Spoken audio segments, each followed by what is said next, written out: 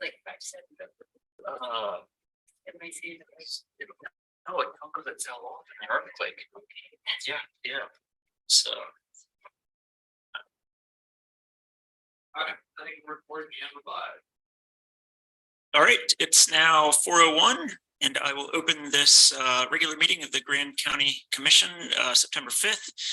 Present are Commissioners Evan Clapper, Bill Winfield, Trish Hedin, Mike McCurdy, Mary McGann, and myself, Jacques Hadler, along with County Attorney Stocks, County Clerk Wojtek, and County Administrator Mallory Nassau.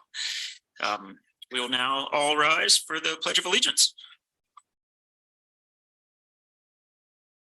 Pledge allegiance to the flag of the United States of America, to the republic for which it stands, one nation, under God, indivisible, with liberty and justice for all.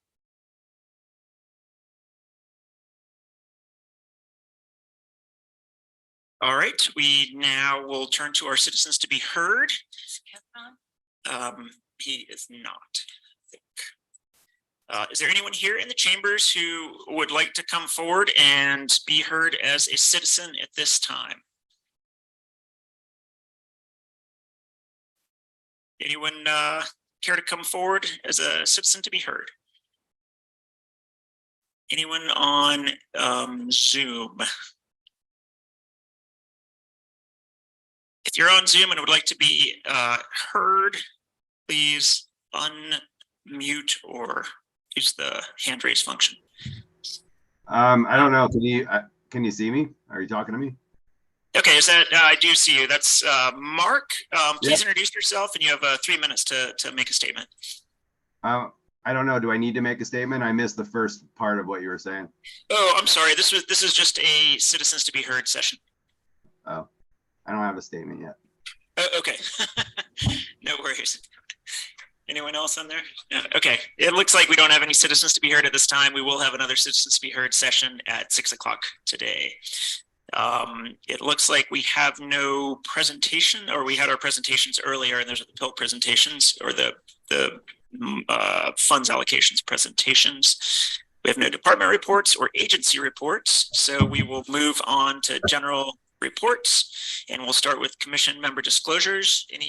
Anyone here today who would, yes, Evan, like to disclose? I'd just like to mention that I have a special recreation permit to operate out of the Monticello BLM district, which is part of the Bears Ears National Monument. Great. Anyone else have anything that they need disclosing at this meeting?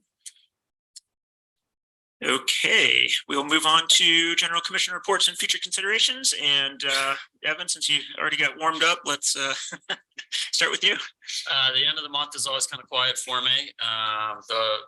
The biggest thing that I have to report on is I met, there was a statewide meeting for the chairs of the Criminal Justice Reform Committee.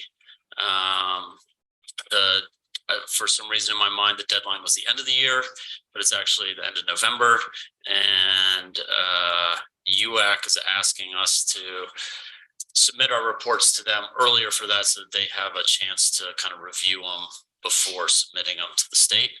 And they've offered a lot of help with that. And after hearing from some other counties, it sounds like we might be a little behind schedule.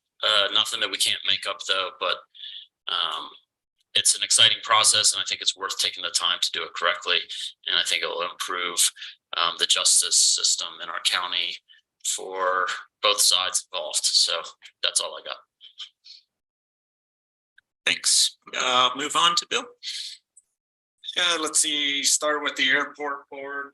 We met a couple of weeks ago. The discussion, I guess there's tracking devices that are being installed that will give them an indication of when people are flying too low. I know that's been a concern for some of the residents in the area.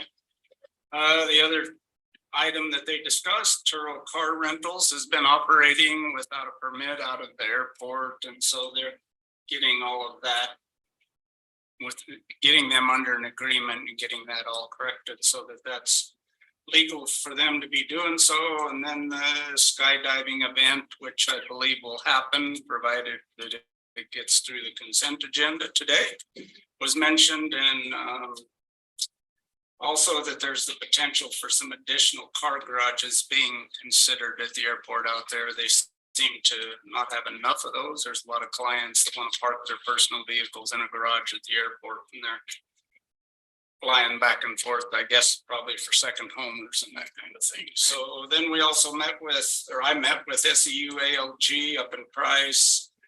A lot of the same business there. There were some GOEO grants that were discussed in the current RLF loan, which we're not a part of yet. I mean, that's coming online, but that was also discussed. Met with Arches SSD. Nate Taylor and Rory Paxman were confirmed to that board by the commission and voted on and confirmed by the Arches SSD. And then we immediately made the motion to move those meetings to quarterly to make that a little easier on everybody involved. There's just not a lot of business, or there isn't any business really, other than discussing the minutes from the last meeting that had no business. So quarterly at this point. And then That's almost self-perpetuating, isn't it? what's that? So that's almost self-perpetuating, isn't it? Yeah, it is definitely, you know, I can find other words, but let's go with that. Met with the Utah Film Commissioner, Virginia Pierce. There were several things that were discussed, the 100-year gala, the upcoming meeting in St. George, the September interim meeting will be happening, and I will be down there again discussing the benefits to the film in this county and in others in our area. And then the final thing, which a bunch of us went to, I also participated in the John Curtis meeting that happened here last week. All right, thanks, Bill. Trish? Let's see, mine was really quick. I just had a planning commission meeting. I had some meetings that were canceled. So just a planning commission meeting. I think the big thing, we discussed the HDHO modifications, which we're going to discuss later. So I'm not going to bring that up. I think the big thing is just to thank Emily Campbell for her service for Grand County. She served on the planning commission for, I believe it was 6 years. It was it 7 or 8? So a long time. She committed a lot of her time to Grand County, and I just want to thank her for that. Yeah, absolutely. Yeah, thanks, Emily, for serving on that board. It's a big ask. Big ask. All right, thanks, Mike. Only one week, actually 2 meetings attended, as we had most of us attended the meeting with John Curtis. I also had a meeting with CNHA, Canada's Natural History Association. A lot of things said in their meeting, but the one that stood out was meeting the new National Parks director, or the interim director, and some facts stated just about timed entry. There was one of the facts about timed entry that was interesting to me is there's a 15% turnaround during timed entry to people that don't actually have timed entry permits, registrations. There's 30% no-shows to people who do book, and they are booking at about 130% parking capacity daily to account for that 30% and 15%. They reworked a couple of things in the national parks to do booking as guests, because a lot of people are tourists and out of country, and they don't have access to booking. They don't have access to booking and or it running through in the booking software to run properly with their address from out of the US. So booking as a guest is a new thing, and they hope to pick up some of that 15%. We'll be getting more of those numbers in the next couple of weeks as I talk to National Parks a little bit more. The next thing, I will be attending the Climate Summit. I do believe me and Mary will be going out there. All right. Yep. And we'll be attending that. So. And that's Representative Curtis's Curtis, climate summit on this Friday. Yeah, conservative climate summit. Yeah, awesome. Which are, always juxtaposition of words there in the conservative climate, but I'm glad that he's tackling it the way he is. Yeah. All right. Thanks, Mike. Mary? Had a Canyon Country Partnership meeting, which is very long, and so I'm going to just try to highlight some of the things that might interest people from, on the council in Grand County. The BOM, Moab's BOM office has several lithium projects in the office right now. And Poison Spider paving contract package is, so they're going to have a larger parking for trailers on the Potash Road and Gold Bar. And funding they're going to be repairing the damage done to Big Bend due to flooding. Skip a lot of the others. And they're working at resolving a livestock trespass along the Green River, which has been difficult, and that the wastewater permits are picking up now that the water levels aren't so high. In Monticello, the Bears Ears new resource management plan anticipated draft release to the public will be mid-November.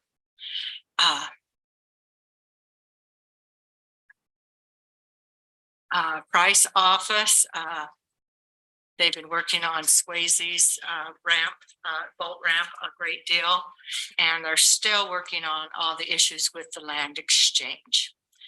Carbon County, it's been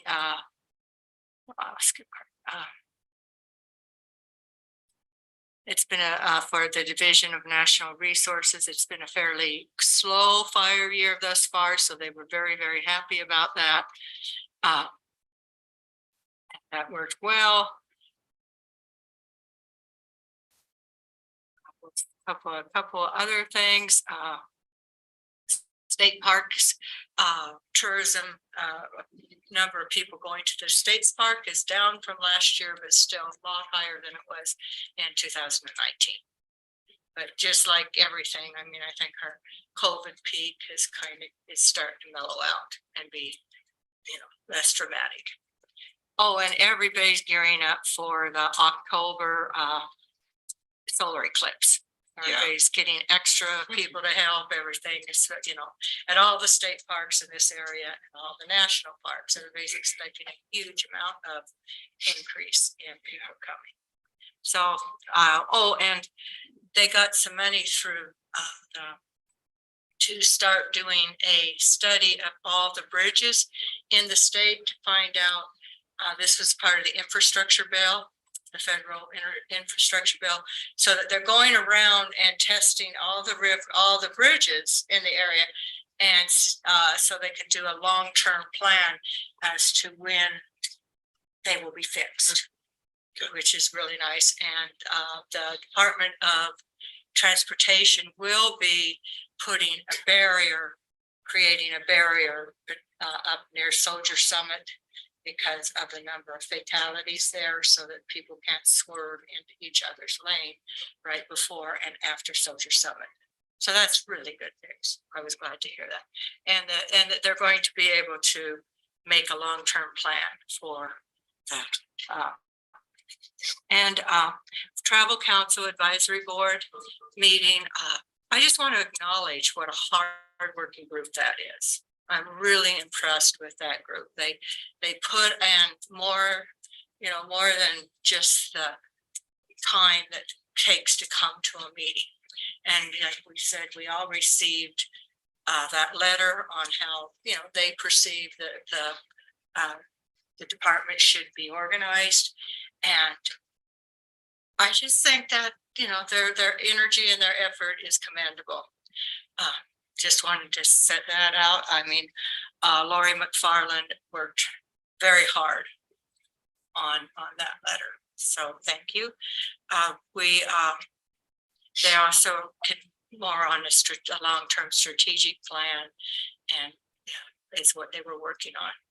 That was on, and then I also attended an Arts Trails Committee meeting, which was really, really fun and interesting. We picked out the new art structures, statues and such that will be placed, I think it is October 10th where the artists will be here and they will be putting up the new artwork. So that was good.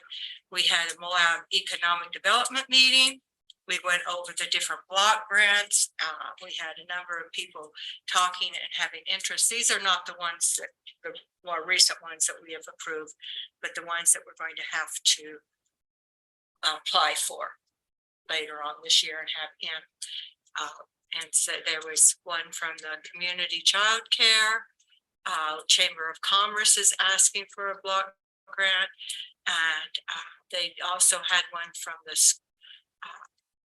school system for the alternatives programs they're offered. That was the only one that they're going to have to really go back and relook at how they can, because all of these grants have to show that they have some direct impact on the economy. And that one was the one, as much as it was a great idea and a great project, just couldn't draw that line. So they're going to go back and rework it and see if that can happen. See what else do I have? Met with John Curtis. And I think that's about all. So it's a little quieter than usual. Still a little busy. Mine was relatively quiet as well. I had a Museum of Moab meeting on the 16th. And a few of the things we talked about sharing museum like micro exhibits or art from the museum in public places around Grant County, such as the hospital or the airport. We just have a little Museum of Moab micro exhibit or such that explains a little bit and also, kind of directs people to the museum if they're further interested. We had our May to August events review, and the museum continues to put forward some just awesome programming. Just great programming under the folks there. So kudos to them on that. And then we also discussed membership, and after a stall, and then they kind of stopped in 2018 and kind of reimagined the museum, and then we had COVID, etc. Membership is now very much on the rise, so it's good news for the museum there.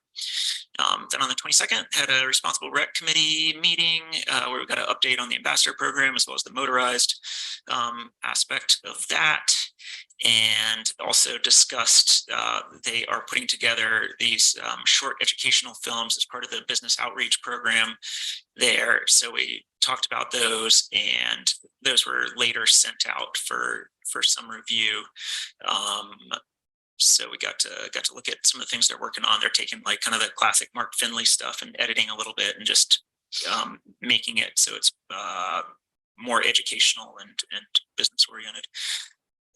Then on the 24th, we had an emergency management training put on by Cora Phillips, our emergency manager. On this one, we talked about our hazard mitigation plan, which needs to be updated. It's a 5-year plan. It is due to expire in October of this year, so we need to get our plan ratified before then. So we'll be seeing it come to us in the next couple of meetings.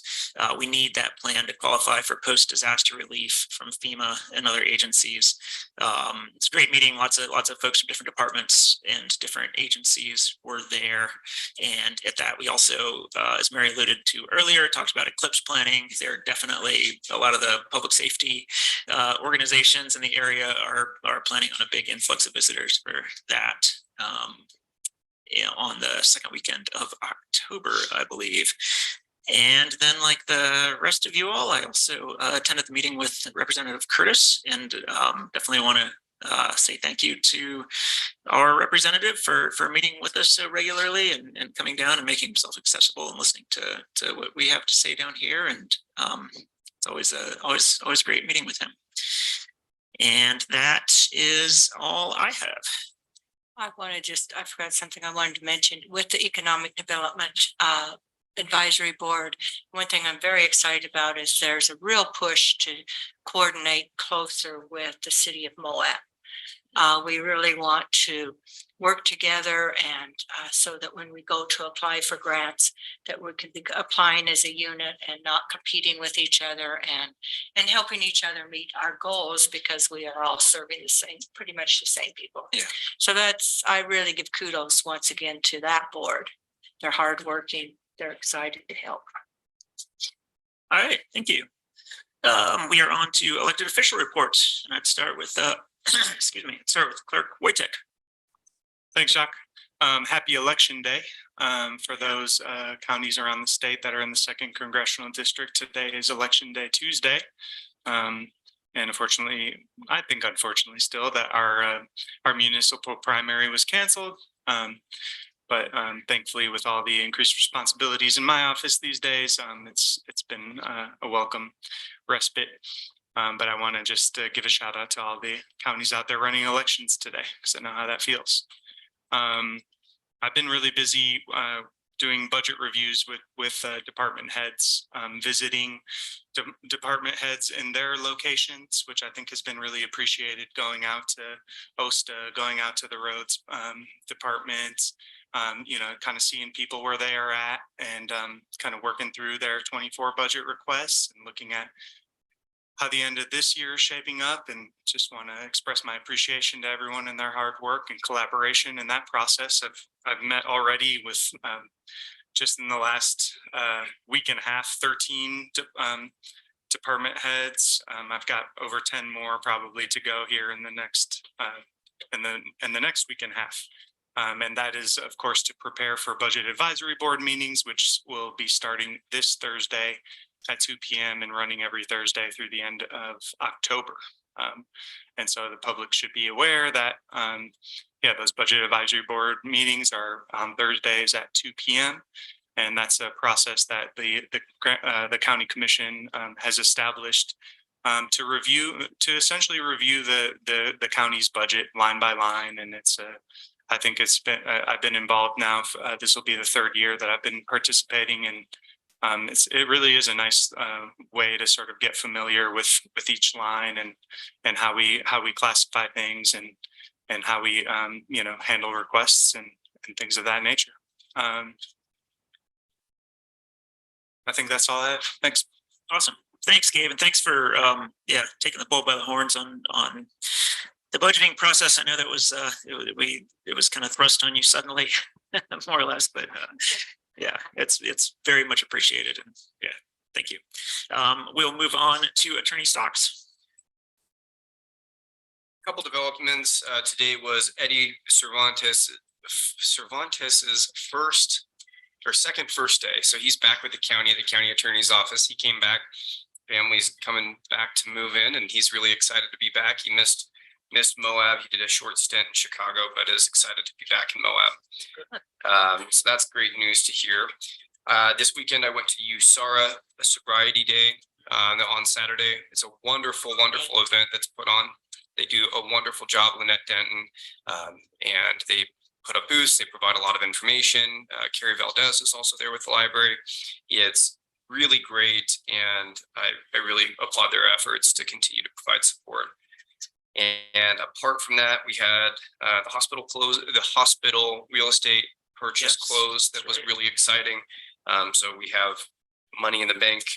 And I will give a shout out to Clerk Auditor Wojtek. He met with my department, and he's made the process seamless and very, very reasonable with his time that he's taken to meet with us. And I really appreciate that. And then lastly, I'd note that Cora, who does the emergency management, she provided information or slides on the eclipse. Additional information, she provided that at the Chamber of Commerce. So if folks need additional information, I'd say to look out for that info. That's it. Great. Thanks, Stephen. Is Sheriff Wiggins on? Or did he have anything he wanted to? I was supposed to let him know and just spaced out. Let me text him now. Okay, And then I can get in. That was just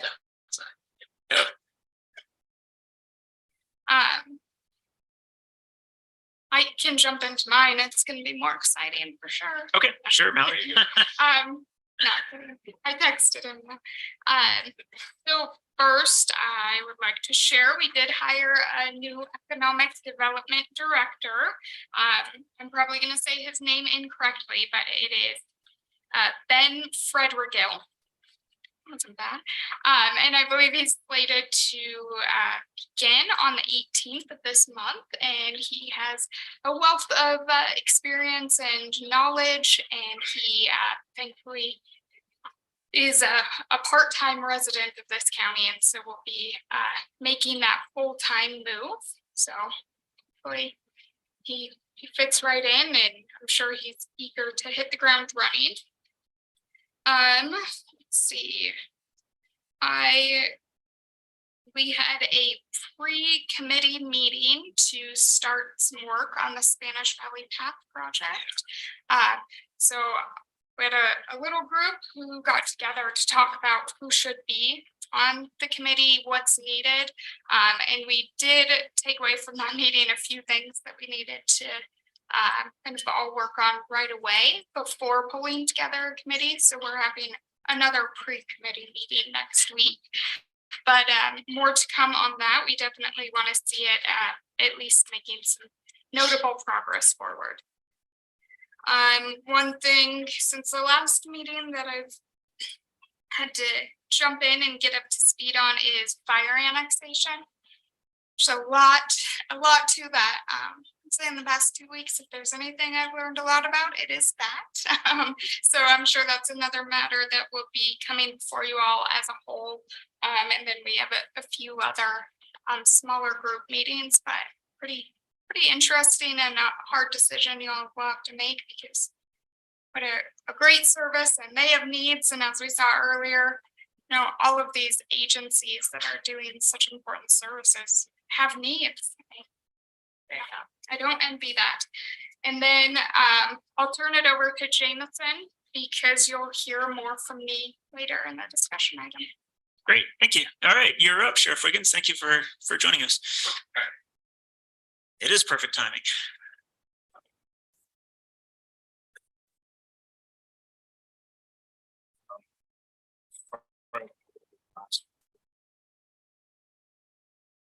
Didn't have anybody else in, so the month of July, we had 1,400 calls in the dispatch, and we had 1,100 calls of 911 calls. 705 calls that deputies responded to. We conducted 358 traffic stops. We had 28 arrests for the month. We served 35 papers. Then we had 9 search and rescue calls. And for last month, we had 2,700 calls in dispatch. 911 calls went down a little bit to 749. Deputies responded to 766 calls. We conducted 321 traffic stops, 321. 25 arrests, and we served 94 papers. Have an update on our speed trailers. They're being shipped. So those were from the highway safety grant. The county doesn't pay for those. That's all funded by highway safety grant. So that's a good thing. Our major crimes task force is, I've never thought I would say this, but we're finding that we're too busy with the task force. We're arresting a lot of people and finding large amounts of narcotics. I never thought I would see these numbers. And I think our task force is leading the entire state of Utah when it comes to seizures of men.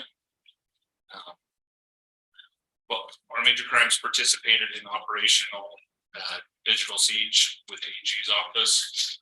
We posted some stuff on Facebook about catching ICAC predators. They've actually arrested 33 people. The task force has when it comes to narcotics and ICAC. That's mainly what the task force does is narcotics and ICAC. We're officially at 838 pounds of meth for the year. What is ICAC, James? I'm sorry. What's that? ICAC? ICAC, Internet Crimes Against Children. Oh, okay, gotcha. So, and we're also, like, got one this weekend. We're having people that will drive into Grand County from out of state, out of the county, to meet our undercover deputies that are posing as 13-year-olds. individuals. So we just got one out of Junction. Medicine, Christopher Thompson, we arrested him. So we're really busy with the ICAC stuff. We're at 23 pounds of fentanyl for the year, which is, I mean, fentanyl can, just a little bit of fentanyl can kill quite a few people. So you can imagine 23 pounds. 98 pounds of cocaine. We've got 3 guns. We've seized 175 pounds of marijuana. And like I said, the overall numbers for arrests for the task force is at 33 arrests. Something that we're maybe thinking about in the future is budgeting for another position within the task force, just because we are extremely busy. We received the $12,000 from the AG's office and a grant to target ICAC cases. So, which that's really, but it's better than so. But that's all I have. So, All right. well, sweet. You guys have any questions for me? Any questions for Sheriff Wiggins? Good job. Yeah, just good job. And again, I appreciate you posting that stuff on social media. I think it's good. I think it's good that people see what's going on. Yeah. You know, I'd like to post their photo, but I know. Also appreciate you coming and reporting to us. Yeah. It's a breath of fresh air. It's really appreciated. yeah, you bet. Yeah. I try to be here in person, but We understand. We understand. We understand, we get it. all right, Thank you, Jameson. All right, thank you. All right, well, we are moving right along, aren't we? We're up to, actually, I'm sorry, I missed Quinn. Did you have anything else you want to report? You're good. And Mallory, you were finished with your reports? Or okay, great. Then we are up to our general business action items. So we'll kick it off with action item number 1, dimensional variance request at 1360 Overlook Road, parcel number 02-0OVL-0003. And presenting is Jenna Courtney from Planning and Zoning. Welcome, Jenna. Popped over their new offices. They're so nice. I took a tour last week. Yeah, They've actually they're got very nice. light. She has light now. It's so beautiful. I can share capabilities.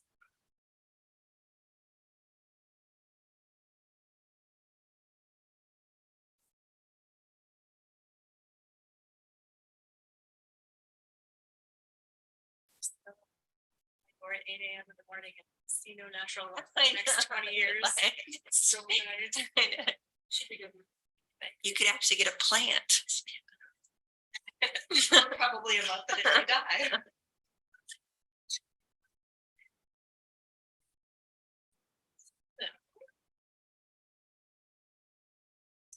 We do also have our appellant, Mark Antonuccio, on the line. He's not feeling so great, so he's joining us via Zoom. This was a public hearing that you all heard at your last commission meeting. It's a request for a dimensional variance for 1360 Overlook Road. The dimensional variance is a request for a reduced rear yard setback from the required 20 feet to 18 feet to allow for a 16 by 49 foot addition. Within our public hearing, we have determined that the application was complete, that the required public hearing notices were posted properly. And we also discussed the various locations that the addition could or could not be placed on the property in regards to the request for that addition to be placed in the rear yard. We did discuss at the last public hearing in regards to who the authority may be to hear a variance, and specifically this dimensional variance. We discussed the board commission hearing this variance or forwarding it along to Craig Call, the hearing officer, to consider that. So I think within your agenda summary, there are 2 potential motions to be made, either approving or denying the dimensional variance based on the requirements and hardships defined by the Utah State Code, or in fact, forwarding it to Craig Call, the hearing officer, to be determined by him. It's up to you if you'd like me to go through all the details of the application, or if I can guide you in any way or answer any questions before you discuss things. What can I do for you? I think we went through all the details at the public hearing last commission meeting. So, and we've had a chance to look at the look at our packet. So I hope everyone is familiar. Mary? I would make a motion if that's okay. Sure. I move to approve the dimensional variance request for the reduced rear yard setback of 18 feet to the subject's partial based on the proposed variance as defined in LUC section 9.13.1 purpose and findings in accordance with the LLC. My finding is that it is an appropriate time for a variance because the property that it is adjacent to is cannot be developed. So that it will never interfere with having another project that would wish to have that large of a variance. That is my finding. Is that good enough, Steve? They'll have to make all of the findings that are laid out A through F. So it's connected with an and on item E. So it's going to be, they have to find those circumstances. Evan? They have to find that the variance is necessary to permit the applicant the same rights in the use of the property that are presently enjoyed under this land use code by properties in the vicinity and zone by which rights are denied the subject property. So all A, B, C, D, and F would have to be found. Evan? I would go on record saying there are special circumstances existing on the property on which the application is made related to size, shape, area, topography, surrounding conditions, and location that do not apply generally to other property in the same area, zone, and district. And that relate to hardships complained of and deprive the property of privileges granted to other properties in the same zone. And that a variance is necessary to permit the applicant the same rights in the use of this property that are presently enjoyed under the land use code by other properties in the vicinity and zone, but which rights are denied to this subject property. And the granting of the variance on this specific property will not be inconsistent with the general plan of Grant County.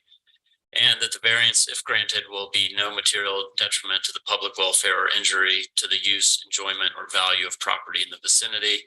And that such unnecessary hardship has not been created by the applicant, and that the proposed use is permitted use in the underlying zone district.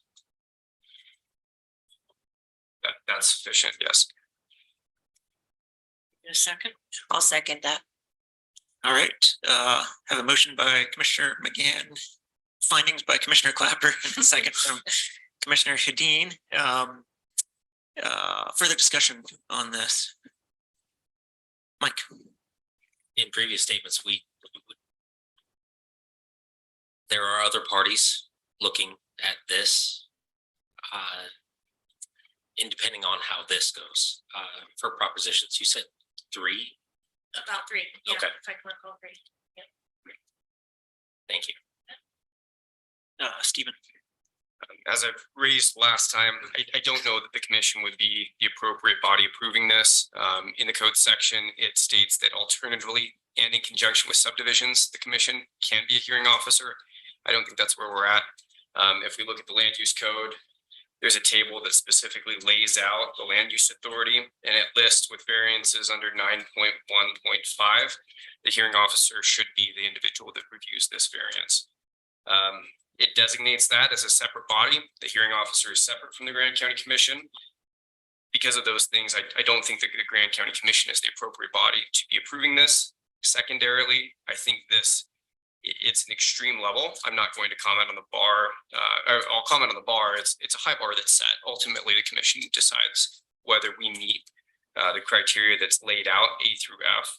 I would point to E. It's such unnecessary hardship that has not been created by the applicant.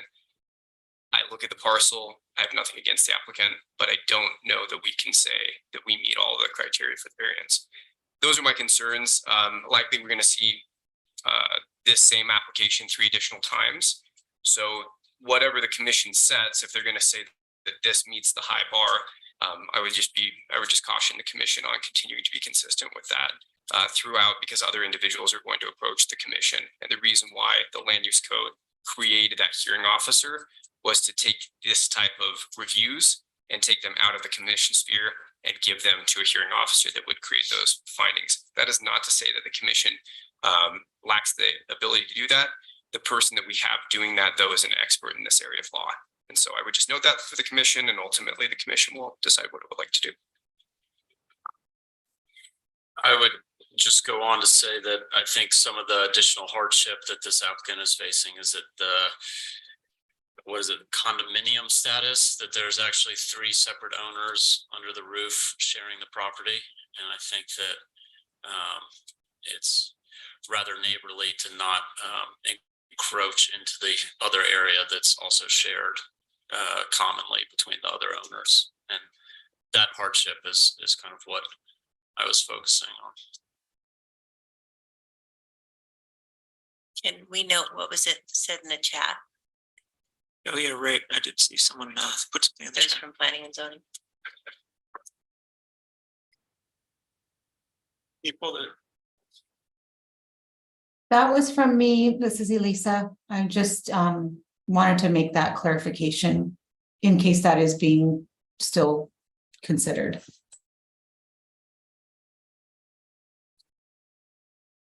Somebody should perhaps read that. that'd be good. I have to admit, I can barely see that.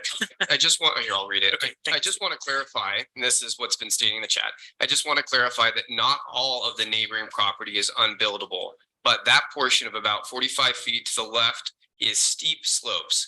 This is the property where the Viewgate Terrace, and I can't read that. There's a Multi-family. multifamily building will be constructed, but the closest building to Mr. Antuncio's property line would be approximately 45 feet away. That's what the chat says. Okay. So what you see there, that is the Viewgate development Elisa's talking about. And the side yard setback from the building structure to the property line is 43 feet. So if you wanted 43 feet plus the 18 that are being requested, would be upwards of 61-2 feet of space between the two structures. Right, and then there's a big slope between the two properties, or between the two structures. There's a very steep slope there. So that was the kind of the point that I was trying to make, but I just want to make sure it wasn't misconstrued to say that the entire property was unbuildable, but that portion of land between the two buildings is. Great, Bill. Yeah, so I guess if I'm hearing Stephen correct, that this should be referred to Mr. Call, correct? That's the recommendation. I'm not making a recommendation of whether it should be approved or denied. We've created the land use code. We have hired Craig Call to be that hearing officer. He's very well versed in it. He knows his stuff. He wrote literally the book on land use code. So that's what I'm suggesting that the commission do, because that's what's in the land use code. And that's, we were the authors of land use code. We put it in there, and that's the mechanism by which it functions. Well, and also Elise has an email that we just received today, correct, that states that possibly there's some changes in the future that would allow this to take place and it wouldn't require a variance to do so. I guess, I mean, I appreciate everything that Mark does for this community, especially the economic diversification that his business brings us, but ultimately, I believe that it's important that this go through the proper steps and that this go to Mr. Call from here. So, I mean, that would be the direction I would recommend that we take with this. Yeah, I tend to agree with Bill on that. I think this is great. I love what Mr. Antonuccio does over there also, and I think the variance is certainly warranted, but I am reticent to go against our own land use code as far as procedure and potentially opening floodgates for more requests that we may not have as much of a say in if we go down this path. If I'm reading the situation right. I would be more concerned with the future people that come in and just try and use it as an example. And if Mr. Call is able to look at this and see the same justification most of us do, I don't think it's a huge issue. I just don't think that according to the legal status here, that we're the body to be making the decision.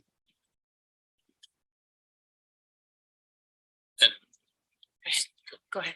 I was, question for the attorney, just hypothetically, if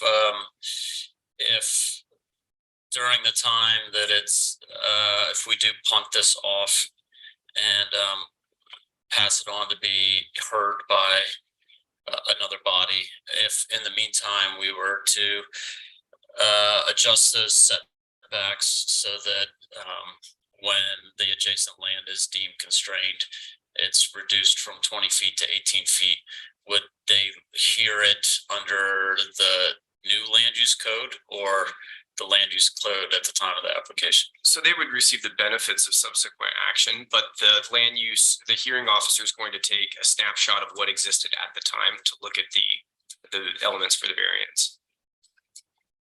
So Lisa, do you think it's a faster process for us to make those land use code amendments in the next few weeks, or is it faster to take the risk of approving a variance that might make for a slippery slope in the future?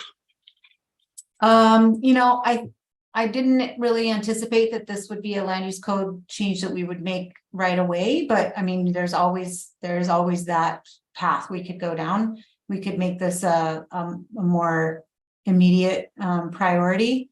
And then, but you know, it would go through planning commission, public hearing, and county commission. So that would take about at least a month, maybe a month and a half to get through the whole process with noticing times. And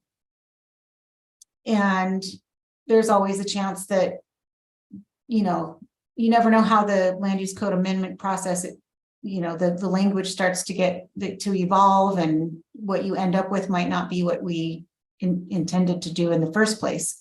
So I want to say there's just no guarantee that that would be the ultimate solution. But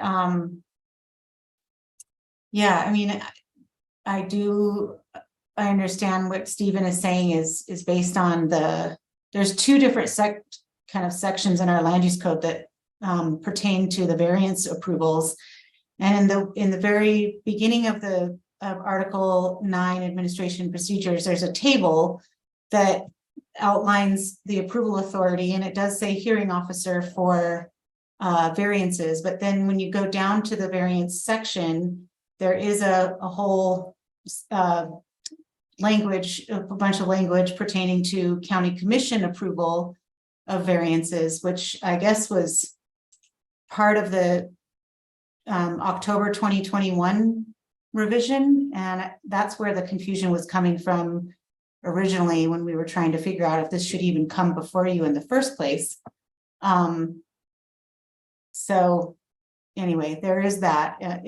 The land use code is a little bit misleading or confusing when it comes to how it wouldn't say it's completely saying across the board that it goes to a hearing officer, but Stephen is right. That's more typical, and that's probably your safer route.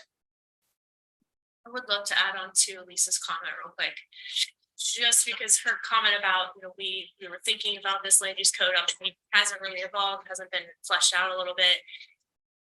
And we are just kind of talking about what that would entail. So we see that setback between the Viewgate development and the property line is what it is. And there are slopes there, but it's clear that that's not unbuildable. There's a structure that exists there. So the details of how that proposed ordinance change and language would evolve is still out for question. So I would just put that in your hands as well.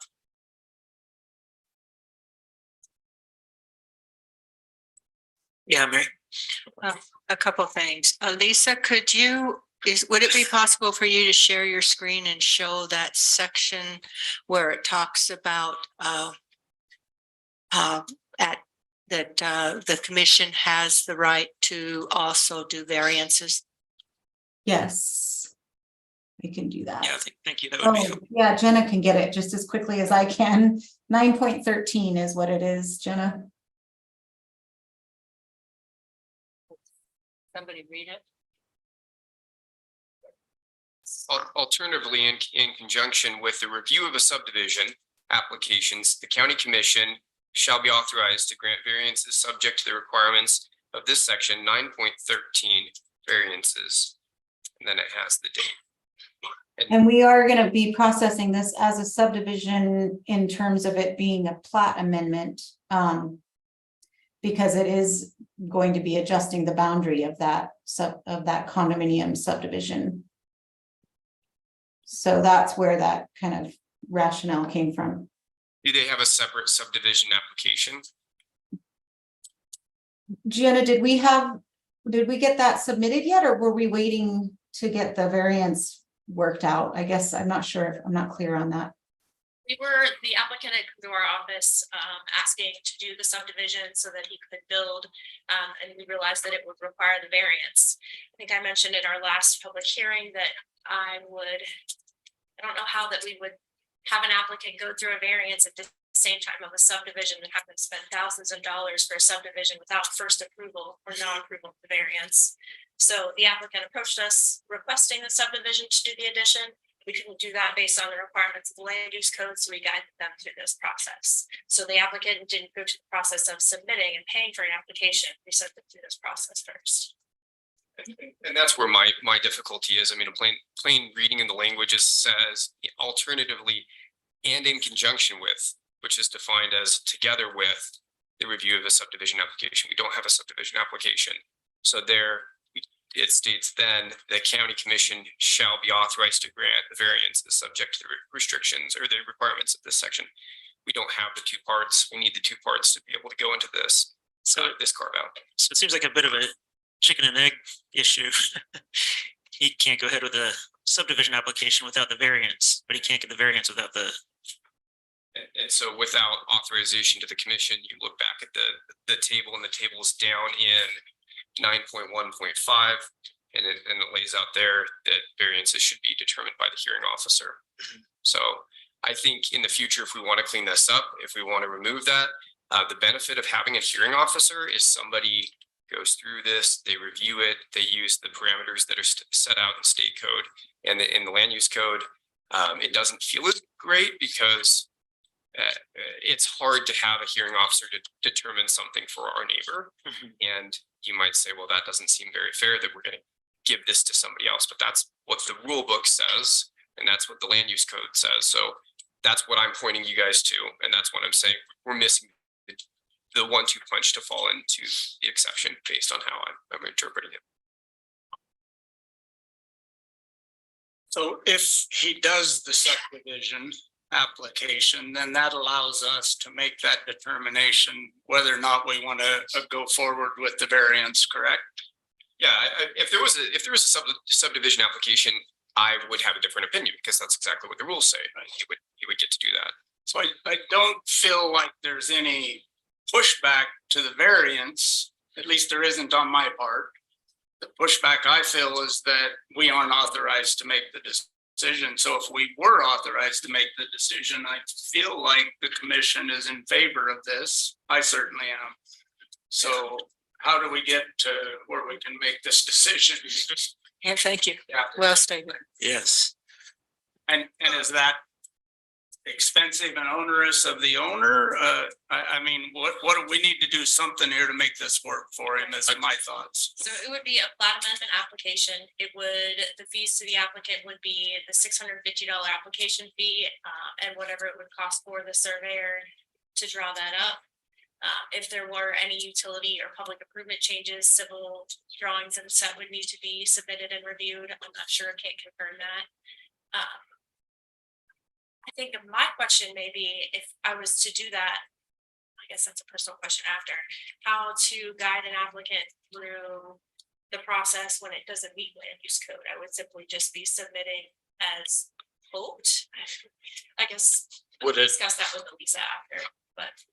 Would it be possible to approve this motion as stated contingent upon a submission of a subdivision application? Sure. I mean, is it perfect? No, you're going to have other people following suit, kind of acting in the same way, but I mean, that would speak to the intent of the language of land use code. Could I make a substitute motion that reflects that? Was that enough for you, Gabe, to capture? Years. Okay, so we have a substitute motion reflecting language that states the approval is contingent upon the applicant submitting a subdivision application. Correct? Compliant, compliant with land. Other elements of the land use code not Yeah. required setbacks. Right. Does that work for you? We'll work it out. Okay, so All right, so I have a substitute motion on the table Second. and a second. Further discussion? I will withdraw my first motion. I'll second that. Have to go through two votes. Okay, right. So confused. Yeah, I mean, I very much would like to see this variance approved, but again, I was, according to Stephen's legal opinion, I was reticent to do so, but if this offers a way to move forward, that I'd be willing to. yeah, and I think another, not that this hinges on it greatly, but this expansion to the business is a result of an application for a grant from the county for economic diversity things. So this project has had our support in one form or another for a while. It's not like it's just coming out of thin air. And so I would hate to kind of prop it up in the beginning and then yank the rug out from under it. So I'd like to see it come through. But that's completely separate. So that's completely Exact- separate. From the basis of the. Yeah, of the exactly. road. Got it. Thank you. All right, any other discussion before I call for a vote on the substitute motion? All right, all those in favor of the substitute motion, raise your hands. And the motion passes unanimously, 6-0. Thanks, Jenna. Can I ask a question now that you kind of have chosen to decide that? Just for applicants moving forward in regards to the agenda summary, including the motion to either approve or deny or pass it along to the hearing officer.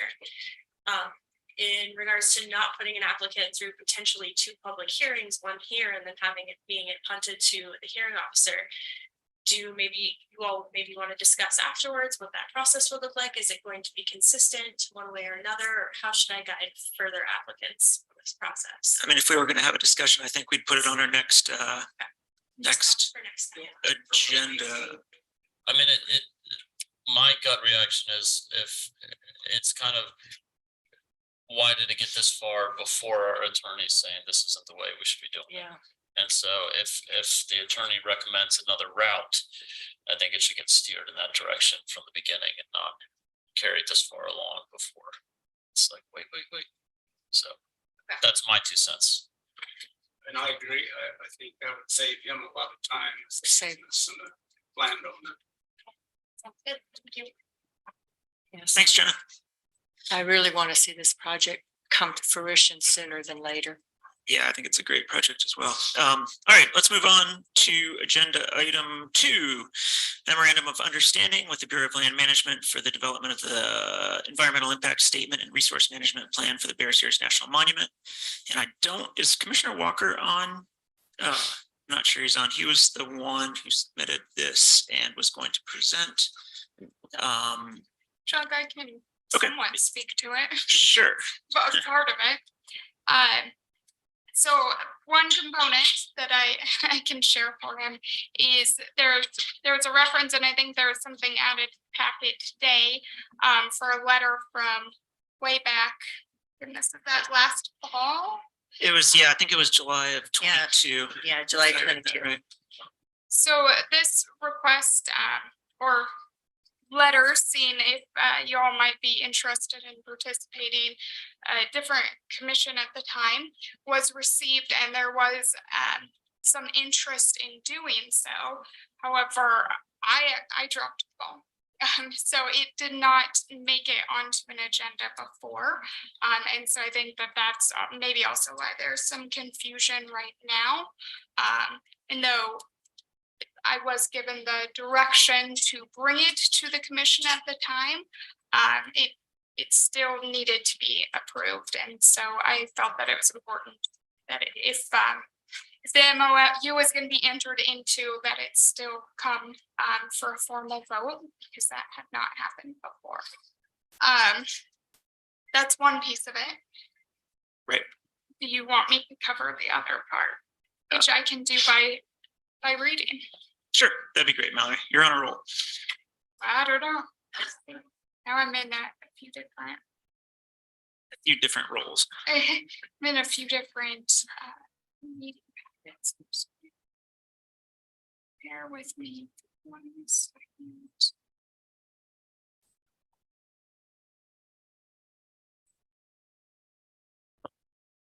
There's not much in here.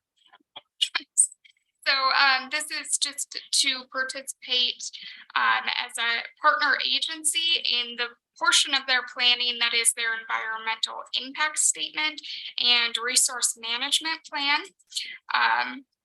I will say my understanding is that this is actually something very standard that we have done in the past for other BLM efforts.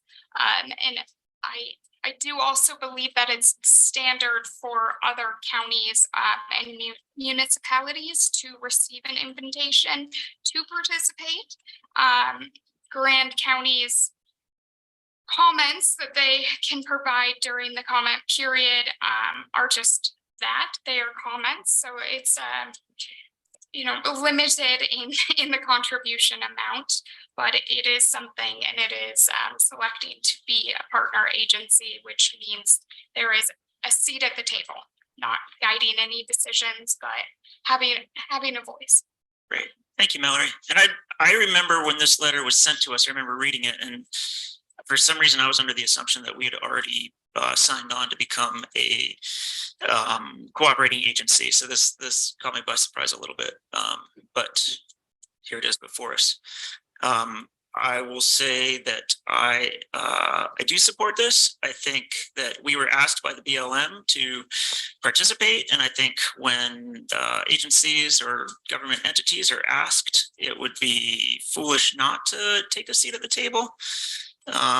I also think that some have said this isn't in Grand County. The monument is close to Grand County, coming within just a few miles of our southern border. But more importantly, Moab is and has been and probably will continue to be kind of the gateway to the Bears Ears. I think a lot of the people that are going to be going down to the Bears Ears to recreate are going to base out of Moab. I think our businesses have a huge will have a huge stake in the monument. I know user groups like climbers, there's a part of the monument called Indian Creek that is wholly within the monument it's absolutely world-class climbing. People come from all over the world to climb there. You go down there and you hear accents or languages from literally everywhere. And I would bet that 95% of those people spend, stage in Moab. We have 3 climbing shops, and people generally use Moab as the basis of operations. So I think, again, it's just a comment purpose. I think that, we were asked, and I think we did drop the ball in not approving that right away, but now we have the opportunity to go forward with that. And I think it would be not be smart to issue that. Bill? Yeah, I'm hoping that the rest of you have read the letter from San Juan County we just received. Yeah. And clearly, this doesn't fall too much further from, say, Emory County trying to come in here and tell us how to deal with land around arches. This is really an overstep into another county's business. And I disagree with you. I mean, people go to see Bears Ears. They don't necessarily leave out of Moab to do so. Bears Ears, you come in from the backside from Blanding. Normally you can access it, yes, off of the Canyonlands Park Road, but I really think that, again, that we're needing to look at what a county is asking of us here, and there's no reason for us to be at this table. It's not our business. It isn't in our wheelhouse at all. So I'd suggest you look real long and hard before you vote on this one in favor of putting our nose in San Juan County's business. I mean, I'm going to reiterate that we didn't step out and ask to be a part of this. We were invited to be a part of this. And so I think that needs to be made very clear. And I think it actually has been made very clear. I think Kevin wrote a wonderful letter articulating that whole process. I will totally agree with Jacques in the sense that Bears Ears is expansive and it does come right up. It's not just around the actual ears. I'm going to go with Jacques and stating that Indian Creek is, a huge part of that monument. And I would state that those climbers are coming from here year round. I mean, our local climbing community is predominantly climbing in Indian Creek. And, we've had a lot of, I started an organization with a number of other people a long time ago called Friends of Indian Creek. We've done a lot down there to be a part and to try to help in managing that land. I spend a ton of time, not just in Indian Creek, not so much anymore, but also hunting on Elk Ridge. So I think, there's a huge presence of Grand County in that area. And I think the bigger piece is this idea of stakeholders. And I do a lot of work and research around encompassing as many stakeholders as possible in management decisions. And so the word local, it's really how you read it. I mean, local is neighboring and adjacent, and that's who we are. And so I think the more stakeholders you can encompass in this decision making, the better, the better decisions that these management agencies can make. And so, we're simply going to be able to provide input. They're not going to, make decisions based solely on what Grand County says. It's just again, the more input you have from a variety of stakeholders, the better, I believe. Mike. I actually agree with the more input is a good thing. I actually like that. In reading this letter from San Juan County, do we offer San Juan County at Commission the same memorandum of understanding into Arches? I don't think that's lands. I don't think that's our decision to make it. Arches, but I mean, I think BLM offer, but Arches certainly could offer we them the actually- same thing. Yeah, Right. parks, different Yeah. agencies. I mean, do we offer it to all of our surrounding national parks and or Well, I would assume national monuments? that one would, because Canyonlands goes into Yeah, both. because Canyonlands is right? And part of Hope and both Weed, counties. South, yeah. It's south. But I would I assume- think ultimately that is one catching point, is that you all don't get a say. It's kind of the BLM, functioning, and I imagine that they do have a standard, operation of who in the area and what qualifiers are to even receive the letter asking folks if they want to participate. I'd also note that the letter isn't to us. The letter is actually to the Oh yeah, BLM. it's just a reply to the cooperating agency to Bears Ears National Monument. Right. And in San Juan, I very much appreciate them, but they definitely could have written this letter last year when the letters went out to the agencies. They didn't have to wait until now to write the letter to the BLM asking why. I'm all for the timing would have been better, Right. prior to me making the decision on this. But pretty decent valid points and a hard stance from the entirety of where Bears Ears sits from San Juan Commission. I would never want to go against our neighbors. I mean, I wouldn't want them to go against us.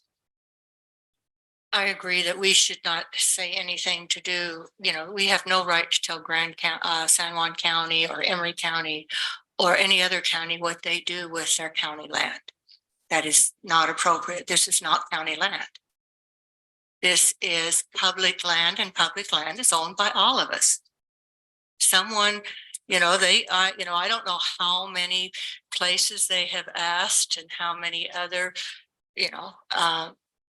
agencies they've asked that may not be part of living in San Juan. And because it is public land. And I think we would bring a lot of knowledge to the table, because we have learned the good side and the bad side. We can speak to the negative and the positive of national parks and the impact they have on neighboring communities and neighboring places. So I think because of our experience having 2 national parks and 2 state parks in our border, that we, being a cooperative agent could be very beneficial, and it's within our purvey to talk and to speak public lands. Mike? Agree, again, agree on the public land speech, but wouldn't you have wanted the request to not come from BLM to actually come from? I would hope San Juan County Commission could see that we know what we're doing in our county and would extend that want for information. But they don't. They just wrote us a letter that says, please don't, or a reply that said they frown upon the decision. I would want their buy-in before this got my vote. Evan? Mike, to your question about Arches management planning, when the reservation system was being evaluated, we got a report about impacts to local economies, and it went as far out to other gateway communities as like Delta, Colorado, and places that we really didn't feel had much to do with us, but it was a connection through Black Canyon National Monument and other zones, and so it's pretty typical for land managers to look at a very wide regional sort of thing.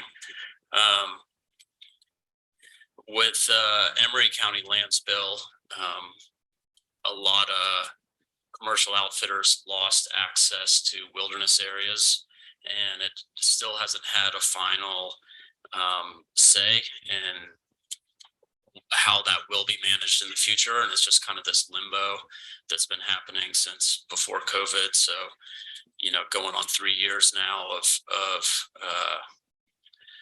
businesses here that operate in the swell, kind of being pushed out and locked out of public lands, that where they historically had operations before.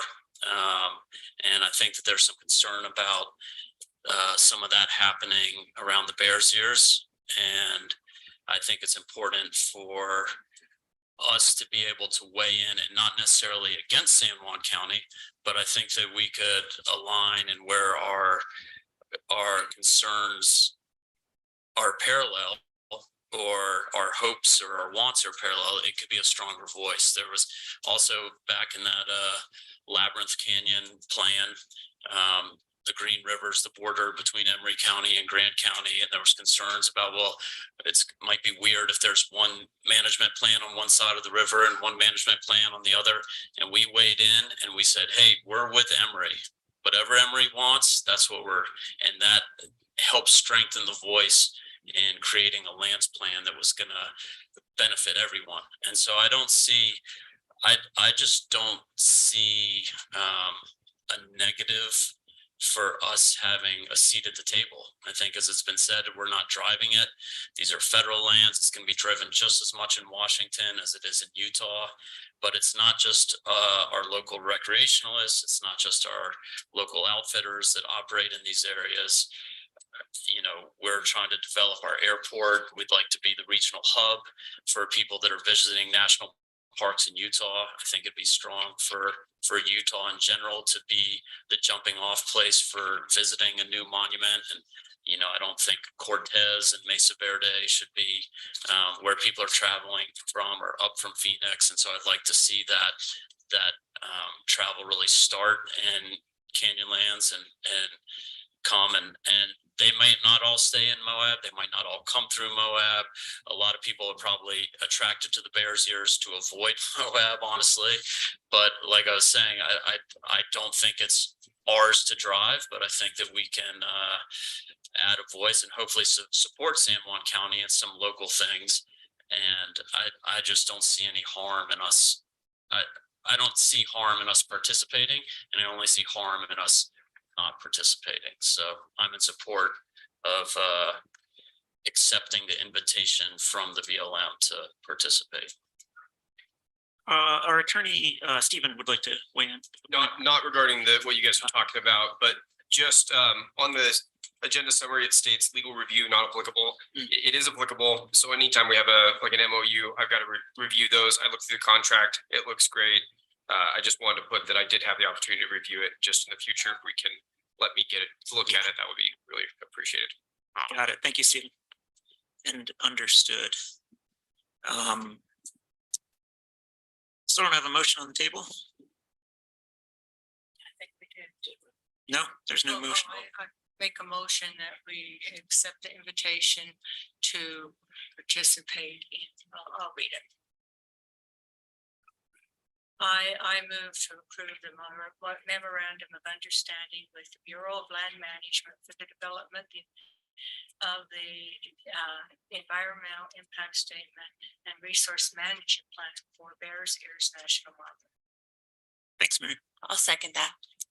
All right, motion from Commissioner McGann and second from Commissioner Hadeen. I'll keep it open for discussion if anyone else wants to make another statement. Bill. Yeah, back to Mary's discussion that this isn't Grand County or San Juan County land, it's public land. But I believe Grand County stepped out of the 7-county coalition because somebody was trying to put a road through public land down through the Book Cliffs. So we had other counties that were going to vote in a road through our county, and yet we stepped out of that. Agreeably so, I guess, at the time, We but here stepped now out. saying that it is okay. That's not to go right, in and Bill. Tell another county his- to participate in another county's business, and I'm trying to bring the point to the table here. You are causing damage. There's damage when you interfere in another county's business. There will be damage, so. 7-county infrastructure coalition, we did not step out because of the Book Cliff Road. We were concerned that that was one of their desires. We stepped out because our county attorney told us it was not a good contract, that it was not giving Grand County, we were giving up autonomy by becoming one of 7 instead of as a group. And it wasn't just our own our own county attorney at the time. There were other attorneys that said, this is not a good contract. We said, we would like to be part of the 7-county infrastructure coalition. We would like to participate. It'd be better to have a seat at the table.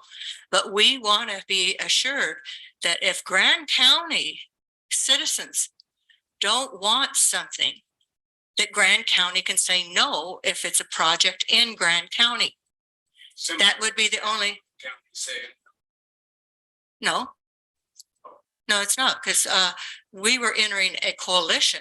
We're not entering a coalition. We're not going to have any more say than anyone else. In fact, we're going to probably have, but no, the coalition would have taken away some of our we're not going to have any say on saying you're going to have to build this road and it's going to have to do this, we have to do that. That's not, we're going to not have that kind of, it's going to be predominantly done by the experts and the people in the BOM. We did not join the 7-county coalition, not because of the Book Cliffs. Our fear came to fruition, that's why they wanted to do it. We asked them 3 or 4 times if that was their goal, and they said no. I think we're getting off the subject a little bit. Evan, you had your hand raised a second ago. It was back to the 7-county coalition, so it doesn't. Okay, Mike. To bring it back to this one, we keep talking about San Juan, wanting to work with San Juan. San Juan non-politely asks us not to be part of this, and we are still looking to partner with them on many things because they're the south of Moab. So looks bad going against their wishes. All right, I'll call for a vote. Motion on the table, Commissioner McGann, to approve the MOU with BLM. Second by Commissioner Hadeen. All those in favor of the motion, raise your hands. All those opposed. And the motion passes 4-2 with Commissioners Winfield and McCurdy in opposition.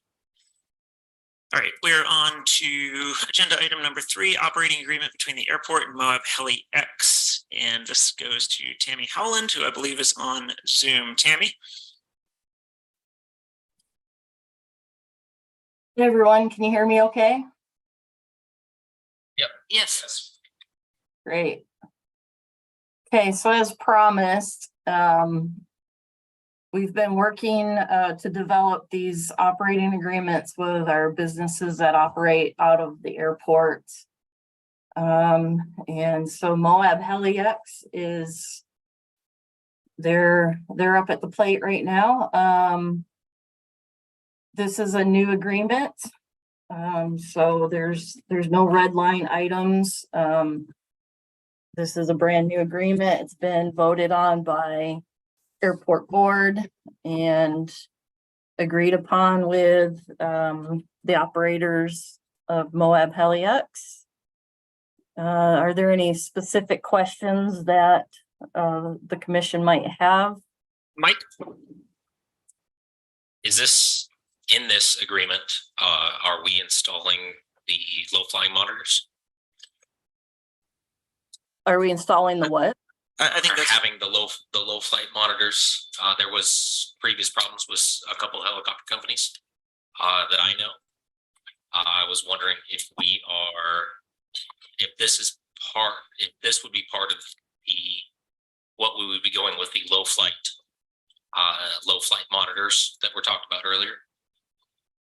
If we'd be going or having these installed in this, as I see this, another helicopter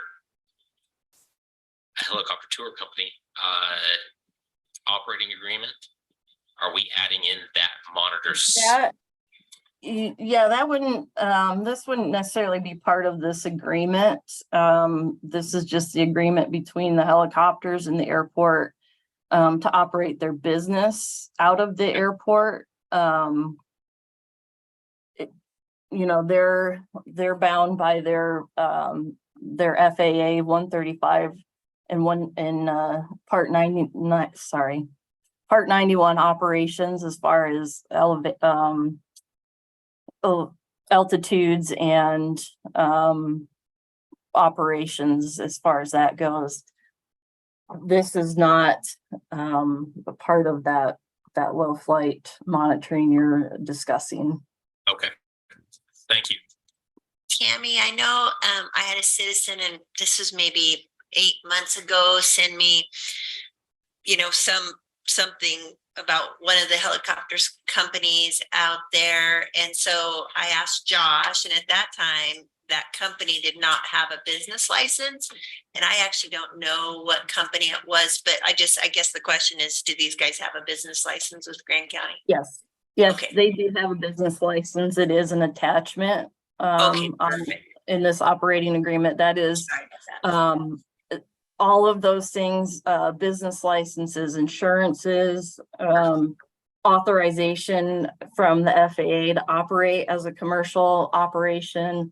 All of those things are included in this operating agreement. And this is not the same company as the one that you're referring to. Okay, thank you. I appreciate that. Yeah. Mike, I'd like to make a motion. sure.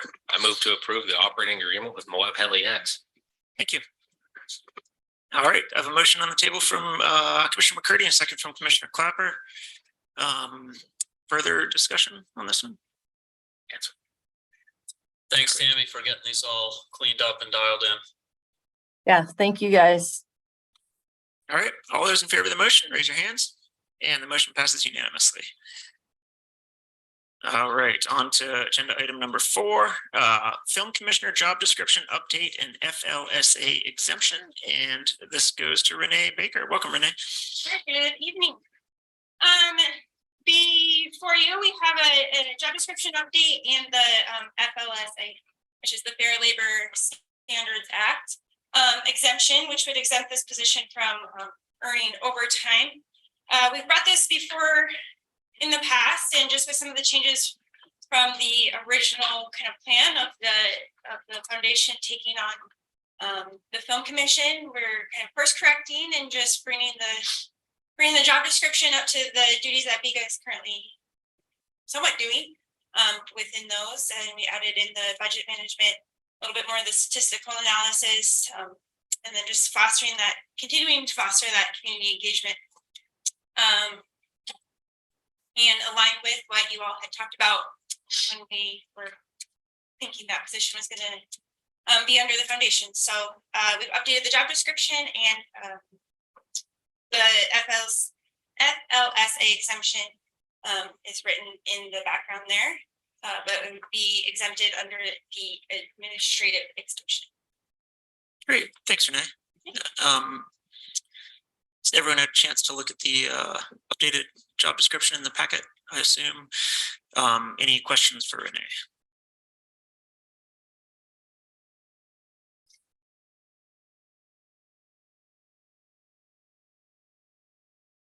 I was just curious who worked on the red line version with recent absentees and the former supervisor. Sure. So Mallory, myself, and we did chat. We did get a chance to chat with Vega, and some of those comments also made their way into the updated job description. Mary? Just a comment. I was very disappointed that we weren't able to move the commission to a foundation, and I think when this film commission was established, it was private, nonprofit. I think it was a foundation, and I think that's where it belongs. I think it's a difficult place for it to be in a public sphere, just because the way it works and just because of the financial restraints that we have as a county. I mean, it's just different. And so, yeah, I'm hoping, my hope is that somebody else or another foundation, or we can somehow work with groups in the community that want to see this film commission continue as it has for so long, but have it in a more private section. And with that, I move to approve the film commission job description and FLSA exemption effective September 18th, 2023 to align with the next pay period. Thank you, Mary. And a second.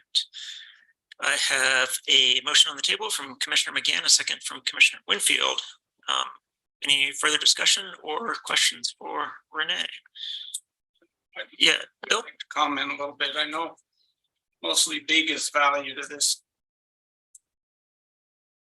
county is, it's hard to overstate it. There's millions of dollars in revenue that she has helped this community with by working with these film commissioners. And the economic impact is not just felt by the businesses, it's been felt by the locals here as well. And her rapport and interactions on set are unparalleled, and her work as an ambassador for this community are to be commended. And some of those words I'm stealing from Colin Fryer, and a lot of them are mine as well. So moving forward, I would encourage her to work more closely with the team at the Travel and Economic Development to bring back the kind of information that we'd like to see here at the commission.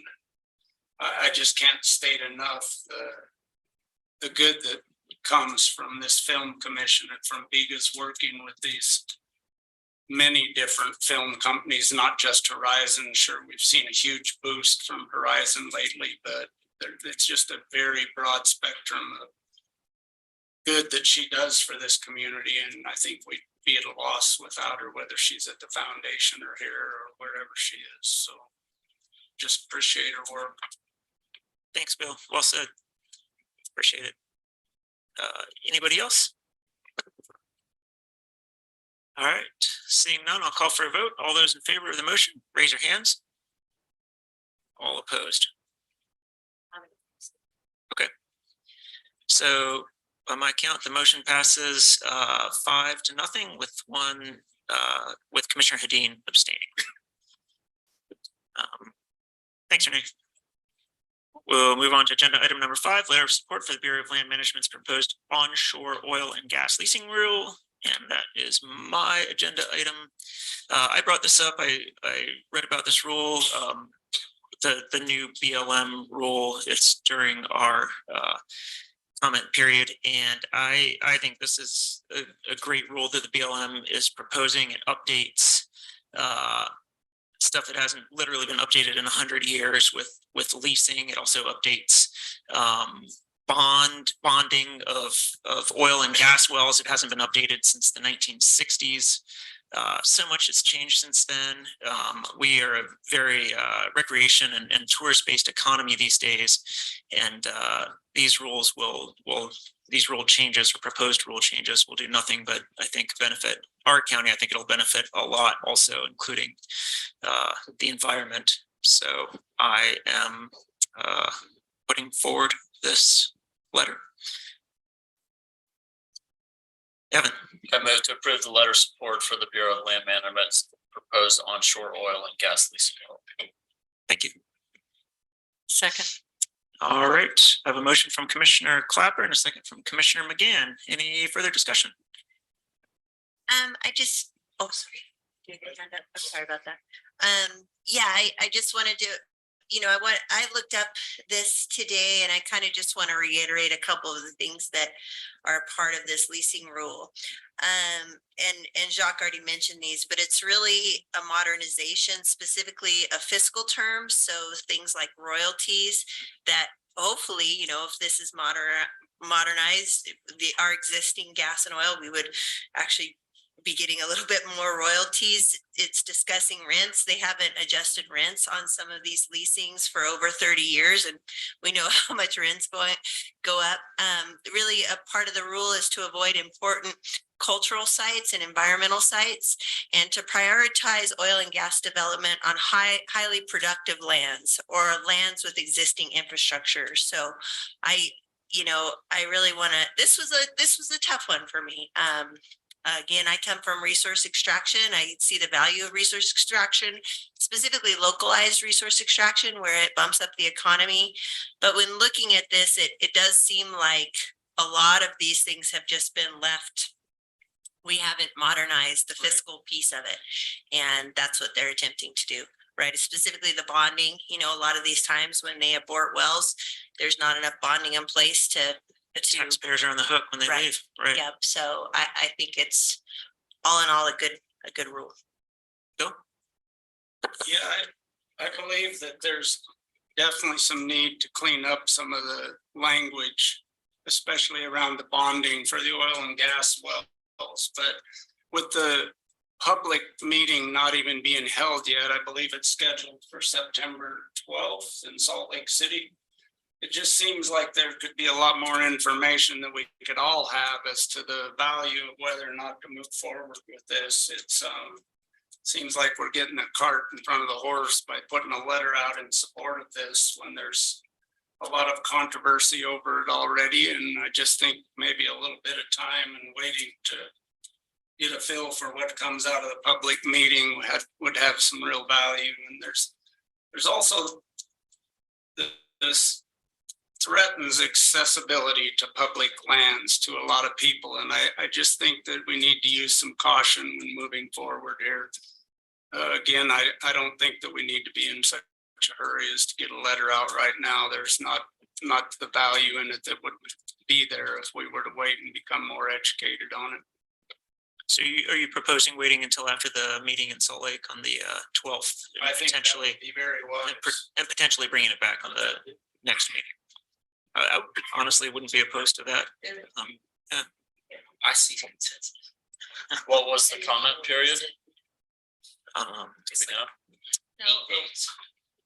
I could look it up. Yeah, look it up if you would. Yeah. Yeah, that'd be great. So meetings.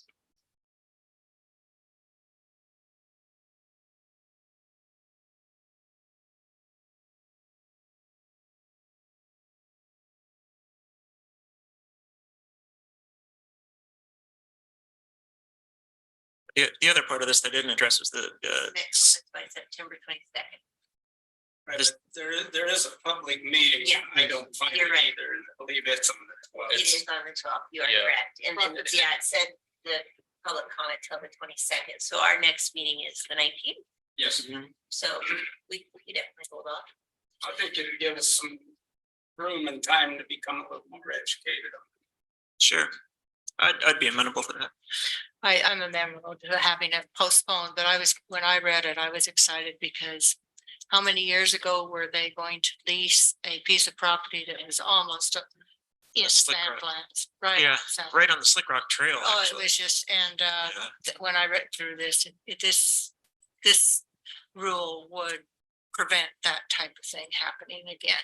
Because I think it was the governor's office. Were you on the board? Were you on? I was not on the commission, but I actually worked on it. Evan, you weren't, and didn't we have to go all the way to the governor's office to get them to pull it from the Right. leasing? Yeah.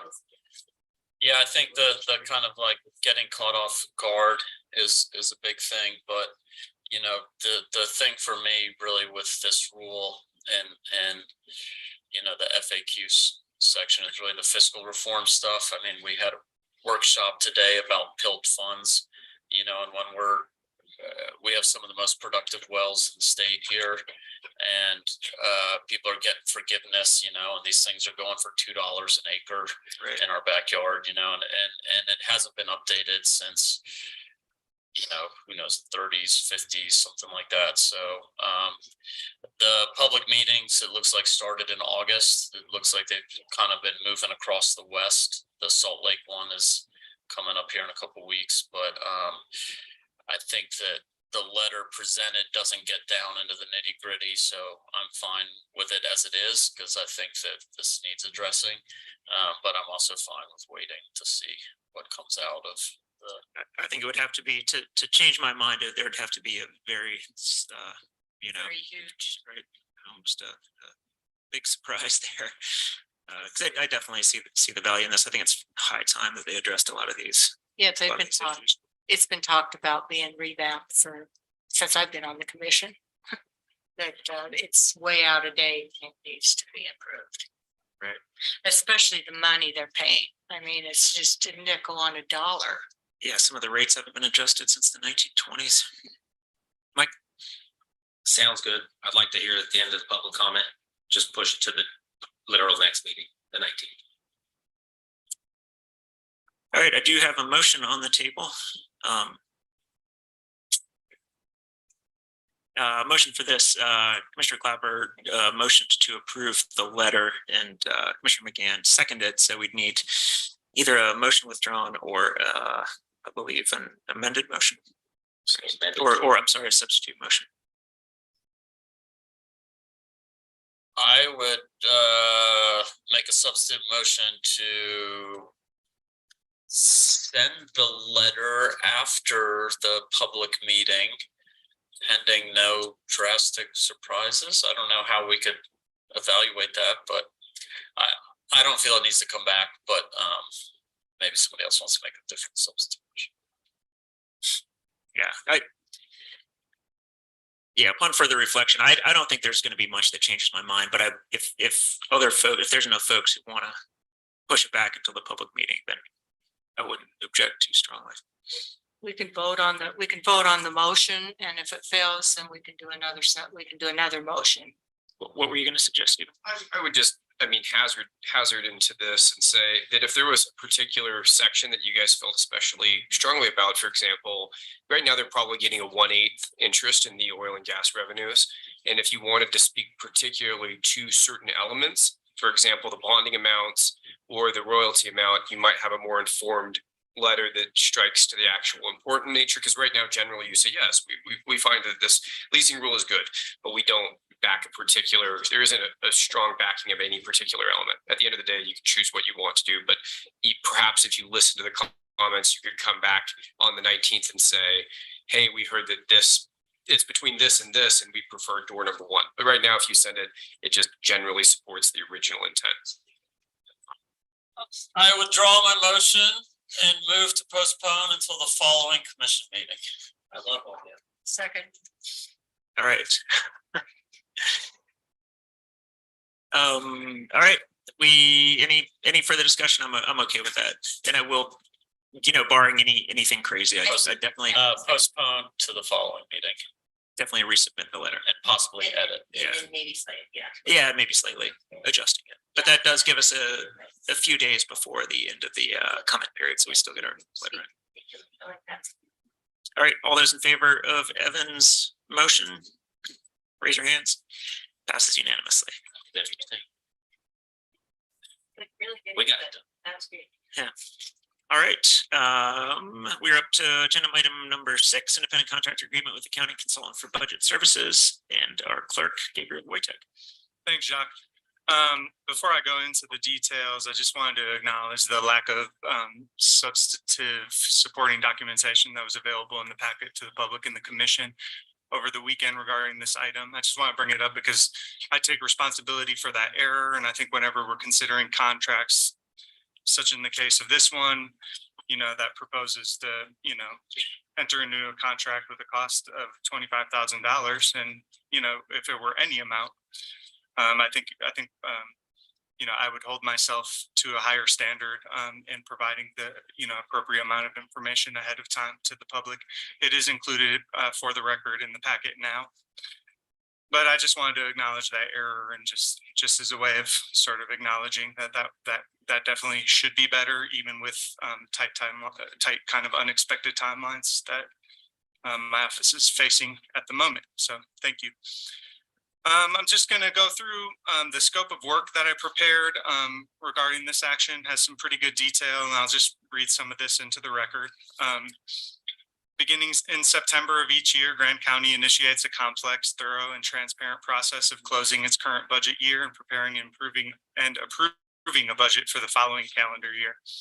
This process includes, but is not limited to, a number of open public meetings of the Budget Advisory Board, whereby each department presents and explains its budget requests for the following year, along with thorough discussion of the variety of funds that the county manages and their associated revenues and expenses. The Grand County Commission will undergo the regular process of discussing key budget decision points, approving a tentative budget, receiving a public hearing on that tentative budget, and discussing and approving a final budget before January 1st, 2024. The Grand County Clerk Auditor currently serves as the finance officer who is given the statutory authority to prepare and present tentative and final budgets for commission approval. The Grand County Clerk Auditor seeks a finance professional who can capably and professionally assist in interpreting, organizing, projecting, and presenting a budget of over $80 million in expenses across all funds. And so I'll move on a little bit with regards to the actual scope of work and what right now I'm proposing you all would consider with this consultant role, and what specific actions that they would provide in support of this budget process. So that would include design models for revenue projection, which would review all anticipated revenues in an effort to determine the maximum available resources which may be utilized in support of the budget. So right now I'm really zoomed in. I'm really focused on doing that legwork to work with all the department heads and really look at every line by line, but also, sort of really in sequence with this process that I'm in now, sort of generating projections to see how we're going to end this year off with regards to closing this year's budget, and also obviously sort of making sure we're making responsible requests for the bigger picture in 24. It sort of should be happening at the same time, and so I'm definitely seeing that a support, especially from someone who has experience and background in this field and has the ability to generate diagrams and visual models that are easily interpreted by the public and the commission, so that you all can make really well educated decisions and can interpret and analyze and have conversation and make decisions amongst this body. And so, yeah, financial presentations of the budget. I think that this would also include, when we have that final budget ready and are considering it for approval and ultimately approve it, doing a better job this year and moving forward, setting a new standard as far as the public facing way that we present our budget, that's more than kind of a report that's spat out by our accounting software, but is something that, perhaps has some some, some more, I guess, like sort of one-page summaries of what our budget breakdown looks like. That's definitely something that I'm going to be requesting from the proposed consultant.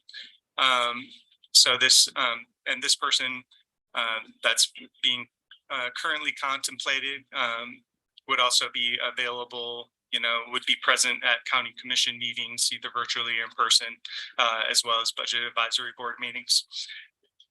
So moving on to the bid itself, I did send this request for bids out to 3 firms.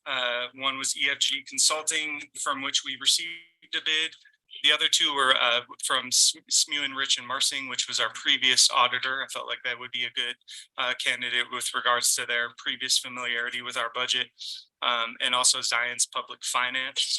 They have an arm that works in support of local governments and municipal governments. And I at least heard, I'm not 100% sure, that they might be assisting Moab City right now in that capacity because they had lost their budget officer. And so anyway, the only bid sort of response that we did get back from this request was from EFG Consulting. And that's namely Cody Dieter, which is a name that you all might be familiar with because he runs our internal audit process that we complete annually as a requirement with the auditor's office. And I think, there's a working relationship there that is valuable. And I think there's a comfort there in knowing the quality of work that Cody produces and his familiarity with our policies and procedures. We did have some conversations about potential conflict of interest and his ability to continue fulfilling the internal audit duties while also fulfilling this duty. And at this point, there isn't any concern with that because that internal audit process is more focused on policies and procedures and not on, not really on any line items or really, any bottom line budget items throughout that process that I've gone through with him last year, and I believe 1 year as a commissioner as well. And then, Cody's got, experience with a variety of local government entities. He's got included in his bid. He does have one other person that he works with. Both of them have management degrees from BYU. I think that there's definitely some real professional weight behind what they're offering, and I feel pretty satisfied by it. The other, let's see. As far as the cost goes and how that fits in our approved 2023 budget, the 25,000 that's proposed in this contract would fit in my department's budget with a projected surplus that I have for this year, mainly due to the fact that I didn't hire a chief deputy clerk auditor until a quarter of the way through the year. So I had, even though I budgeted for the entire year for that position, so I had a little bit of surplus there, in addition to the fact that the municipal primary was canceled, the one that would have happened today. So I actually have about 35K, that would sort of sort of keep this action, keeping us in the black as far as the budget picture is concerned. I think that that's all I have to say for now. I would entertain any questions. I think Cody might be on the call if anyone, I was sort of trying to give him a heads up to call in. But yeah, I would be happy to entertain any questions that the commission had at this point. Thanks, Gabe. That was very thorough. Thanks. Appreciate it. Bill. I don't have any questions, but I'll make the motion that we approve this contract for, is it with EFG? Am I saying that correctly? Yeah. EFG Consulting. Yeah. Sorry, there's not even a suggested motion in there. Okay. To approve the independent contractor agreement with EFG Consulting. Yeah, I'll take that. Okay, great. The dollar amount in that motion, or it's 25,000, correct? Yeah, we can put that in that motion for 25,000. Right, great, thank you. Okay, I have a motion on the table from Commissioner Winfield, second from Commissioner McCurdy. Any other questions for Gabe or any other discussion on this? Any questions from Steve? The contract looked good. This contract. Great. All right. Yeah, I think this is a great step and yeah, glad it's proceeding. When's our first workshop? We'll get there when we get there, soon enough. Soon enough. Looking forward to it. Thought it was today before the meeting. All right, all those in favor of the motion, raise your hands. And that passes unanimously. We are on to agenda item number 7, mural agreement with the city of Moab and James Thomas Jr. Mallory. All right, I'm picking them all up today. Yeah. So as you may recall, a few months back, the county approved an agreement with the city to have a mural on the side of the museum. And they were planning to bring a second mural to all of you, but it just took a little more time for them to figure out the funding. And then on our end, they had requested some pretty strict, timeline requirements, including that it be up there for 5 years and pretty rigid with the ability to modify. And the conversation was had of, if that building were to come down and the county were to explore building options, and they were looking at would need to relocate it. But all of that was settled and worked out. So what it is before you is an agreement for 2 years. They will be using different materials that it's my understanding will make it more feasible and affordable for them to take it down if the county does need to do something. But I think everybody feels pretty good about the 2 year. And I should add, sorry, would be for a mural on the economic development building, and that it is timed with the art festival. And so they very much want to get going. So. And I believe that art festival is the end of September. Right? Yeah. So time is of the essence. All right. Thanks, Mallory. And I think, yeah, Mike. Sorry. Don't mean to jump. Love the mural, love the backstory, love Mr. Thomas. Or Charlie Glass's Yeah. Right. contributions to the community. But this quote I actually wrote something up. This quote being proposed alongside the mural, in plainer terms, sounds like in order for people to be equal, people need to be poor. I have some concerns on that, being on putting this on the economic development building. I love the mural. It's just the quote wording that I think is very off-putting. I would love to see the mural up, and there's actually, even within our own Moab Museums page on Mr. Glass, there's way better quotes to use, in my opinion. One of the great quotes that is along with Mr. Glass's biography page is, "You need grit, ingenuity, and the cow-punching skills and character to earn the loyalty of cattlemen from Moab to Thompson Springs to Siska." But the current wording on the quote or the mural is off-putting in my eyes. That's it. Great. I personally don't find it off-putting at all. I think it very much reflects the time that that Mr. Glass lived here and in his economic situation. And I think this was, this is presented by the artist, and it's the city approved it, and that's what's come before us. I'm comfortable with it. I think the mural's great, and I'd be all for approving it as it is presented. Any other comment? We have not. No.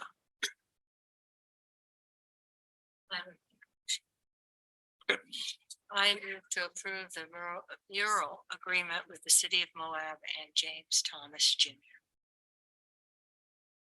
I'll second that. Okay. Motion Commissioner McGann and a second from Commissioner Hedin. Further discussion on the mural? Bill? Yeah, kind of in line with Mike. I think it might be more fitting to make that mural celebrate what Mr. Glass brought to Grand County, not just his work ethic, but also his bringing diversity to this community.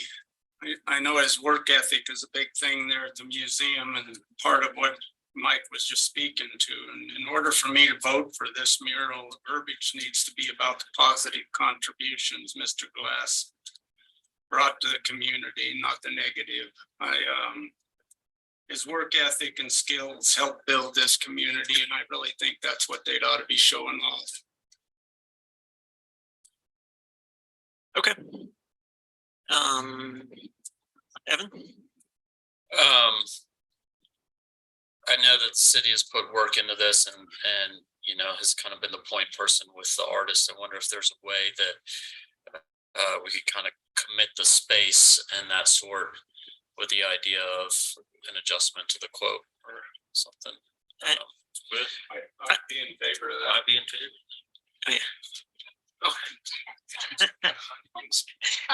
County Manager, Director of the Arts Center. Okay, great, thanks. I think we would be amenable if you wanted to approve the image as is, and not the text. And if changes needed to be made to the text, it's again from the museum's website. It sounds like you're familiar with that page. Yes, it was a great page. So there are other quote options, but that can be brought up with the artist. We'd be happy to do that. How is the timing working out? Because my understanding was they wanted to have this up and ready by the end of September. So if we were to approve anything else, our next meeting is the 19th.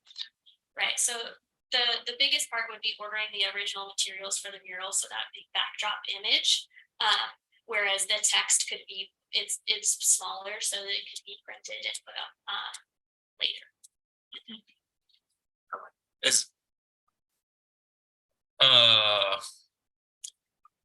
Would we need to change the MOU or could we just I don't think the MOU references any verbiage, or I don't think it references the mock-up either. So I think it would be okay. we could approve it with and authorize someone to be a county rep for quote approval or, Oh, thanks. I mean, I got whether you. it's one of us or staff or so, I don't know. Museum. I'd person. love to work with the museum. Great. And I said, Um, it's not the same matter. Is it easier to just make it that? Yes. I don't care. Because I think we make it that we would like a more positive quote. I think if staff is here every day, they might be a little easier to find and if you were here 9 to 5, 5 days a week, it's a little easier to track down than. Right, that makes sense. So was there a motion on the table? There is a motion on the table. Yeah, Mary made the motion to approve and Trish seconded. I'll amend my motion to direct staff to come up with a statement that is more positive and expresses the work ethic of Mr. Glass. Is that good enough, Valerie? You seconded, didn't you, Trish? Do you agree with that? Oh, Yeah. Yep. Okay, so we have amended motion to approve the mural with a change in the quote attributed to Mr. Glass to reflect more positivity, I guess. Authorize the administrator to make the final call. And authorizing the administrator to make the final call on the quote. The whole community is counting on. I know. No pressure. Thank you. It's okay. We'll work with the city. All right, all in favor of the motion, raise your hands. And the motion passes unanimously. Thank you. Appreciate it. We are on to agenda item number 8, First Amendment to Independent Contractor Agreement with Better Destinations, LLC. Mallory. Okay, this is a First Amendment for the contract we had with Better Destinations for the economic development, strategic planning.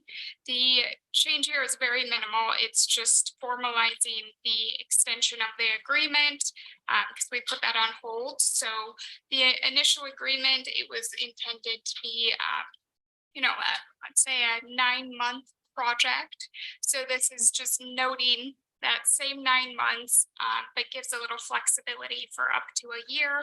I think Better Destinations, I know we felt comfortable with it because it gives both of us a little wiggle room if need be, but it also makes it clear that we want to get started on this in October, and on both sides, we want to have that wrapped up by October of next year at the very latest, but hopefully at the end of July.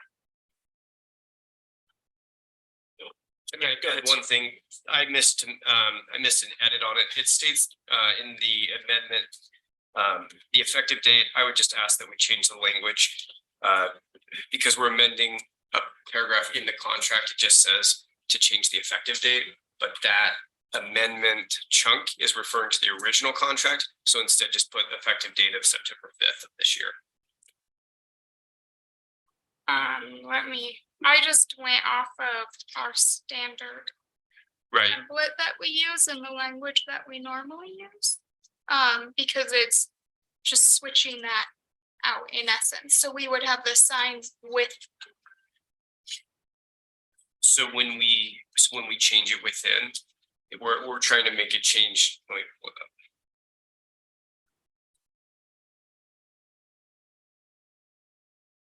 So we're changing paragraph. So it says, item 2, section 3 of the agreement shall be amended and modified to read in its entirety as follows. It says term of the agreement, this agreement shall begin on the effective date, shall expire no later than October 1st, 2024. So would we want to make that effective date today's date? No, because we're just amending. Okay. Right, the other one was still. Right, that makes sense to me. Okay, Okay. I think, yeah. Yeah, that sounds right. Okay. All right, anyone want to go?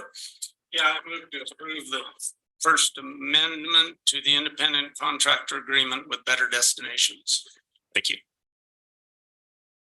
All right, I have a motion on the table from Commissioner Winfield and second from Commissioner McCurdy. Any other discussion or questions for Mallory? Seeing none, I'll call for a vote. All those in favor of the motion? And that passes unanimously. All right, we're at the end of our regular action items. We're on to our consent agenda. 6 o'clock. Thank you very much. We're on to our second Citizens to be Heard session. Thanks for, and surprisingly, we're finished with our regular agenda items before that time. That's rare these days. So I would call forward anyone in the commission chambers who would like to come forward and be heard as a citizen. Please come forward and introduce yourself. And you have 3 minutes to speak. Hello, everyone. I think I'm about 2 hours and 5 minutes late for this. I should have been here at 4 o'clock, citizens, but I'll still say what I have to say. And I thank you for your time in advance. My name is Diga Metzner, and I am the film commissioner for the Moab Valley Film Commission. And I'm going to read because I get here. Yes. It should come as no surprise that I have an unwavering passion for my role. My dedication revolves around fostering the growth of local productions in our area, tirelessly striving to provide employment opportunities for residents, orchestrating community events, engaging with schools to promote workforce development and film education, and preserving the rich history and legacy of the world's oldest continuously operating film commission. My affection for this job is deeply intertwined with my love for this place I've called home for over 3 decades and the incredible people who inhabit it. This affection has been cultivated through nearly 8 years of service as the film commissioner and more than 2 decades working in the film industry. In essence, film runs through my veins.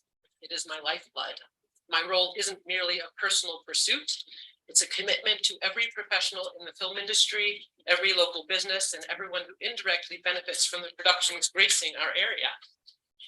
The impact ripples far and wide, touching the lives of individuals who might not even consider, who you might not even consider, from veterinarians, the city market deli worker, to thrift store employees, car detailers, food servers, and bartenders.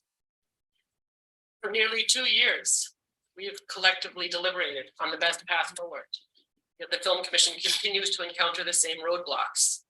It's disheartening that decisions affecting an industry so integral to my life and career, spanning more than half of my existence, rarely involve input from the source, me. A simple gesture like, hey, Biga, let's sit down for a coffee or a tea or a meal. And you can share your expertise and experiences with me. That would mean the world. While you've received numerous letters, articles, and community endorsements supporting the specific work I do, it often seems that only a handful of dissenting voices are heeded. I'm not asking for the moon. The job description, once again under consideration, or having just been considered, only 4 months away from year's end, and a recommendation to keep the job exempt without a salary increase, I pose a simple question. Why not? Why not scrutinize the revenue figures from TRT attributable to the Film Commission's efforts, and acknowledge that the love, passion, and ceaseless dedication I bring to my work warrant some form of reward? Perhaps reward isn't the right word. It could be gratitude, support, or fair compensation. I want to continue living and working here, feeling support not only from the community I engage with daily, but also from you, the individuals I serve. I understand that you may not be able to respond immediately, but I genuinely would appreciate hearing your thoughts on the value the Film Commission holds for you. Do you truly value it? And if not, is that why it isn't receiving the investment and support it deserves? For your time. Thank you, Biga. Yes, sir.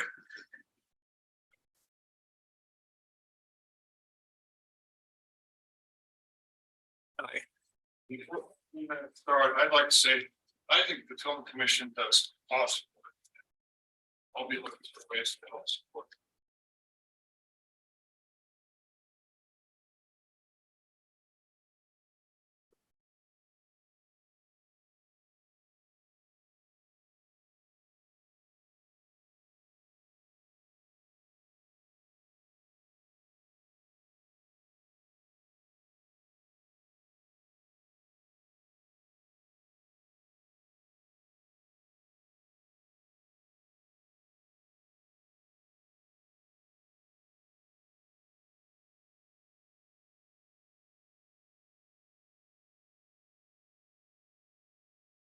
Good evening. My name is McKay Edwards. I'm from Moab Springs Ranch. Most of you were here when I visited about 3 weeks ago, raised an issue with unfair, disproportionate property tax proposed for Moab Springs Ranch this year. At that meeting, I presented findings where I was able to look at other hotels in the valley and found that whereas we had our taxes increased by 300–400%, many of them had their taxes go down. Some stayed steady, some went up by 30 or 40%. Since then, I've done a deeper dive, looked at other nightly rental multifamily properties in the valley. I've found 16 comparable sales in the last 15 months. They all support a pretty strong support for about $440 per square foot as the value for that kind of property in the valley. Again, we're being assessed at $700–800 up to $1,500 per square foot for very comparable property. I also requested information from the outside appraiser who did the appraisal work, and what I've received, you have two examples there of what he produces, which I've got about 200 pages. Each property, and I have 40 tax notices. Each property comes with about 4 or 5 of these pages. They're his work. 3 things jumped out from a deep dive into that. One is that the the tax notices are riddled with errors.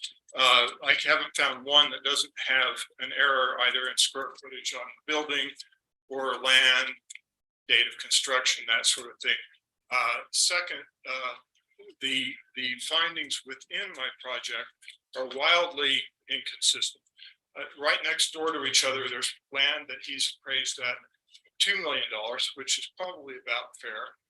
$10 million an acre, $20 million an acre. These are parcels that abut each other within the property. The same kind of discrepancy occurs within the buildings themselves. And so when I looked at the comparable sales properties for where they had gone with their 2023 tax increase, that's at the bottom of the first page on the handout, you'll see that on average, they went up about 30% over 2022.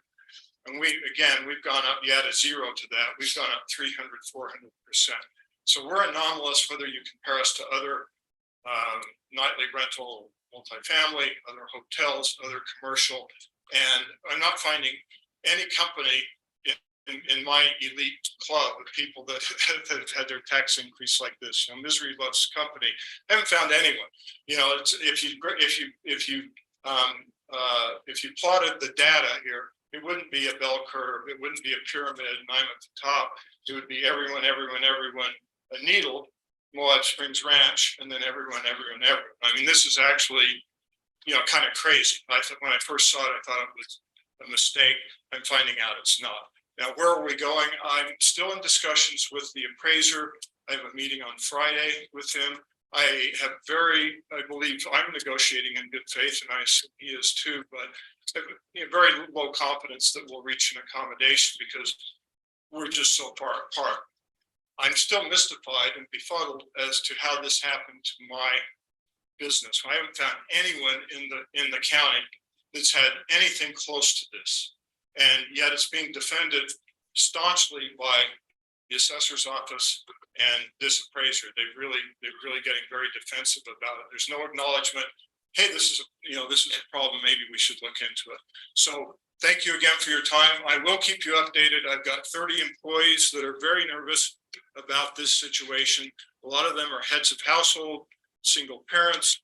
I pay $400,000 in TRT and sales tax every year. I have $1 million tax or $1 million payroll in this valley. I do believe we deserve to be treated equitably along with the big box hotels who did not receive a tax increase and certain other hotel chains in the valley that did not receive a tax increase this year. Thank you for your time. Thank you very much.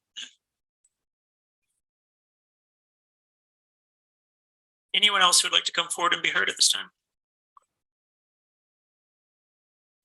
Anyone on Zoom, Quinn, that we can see with the hand raise?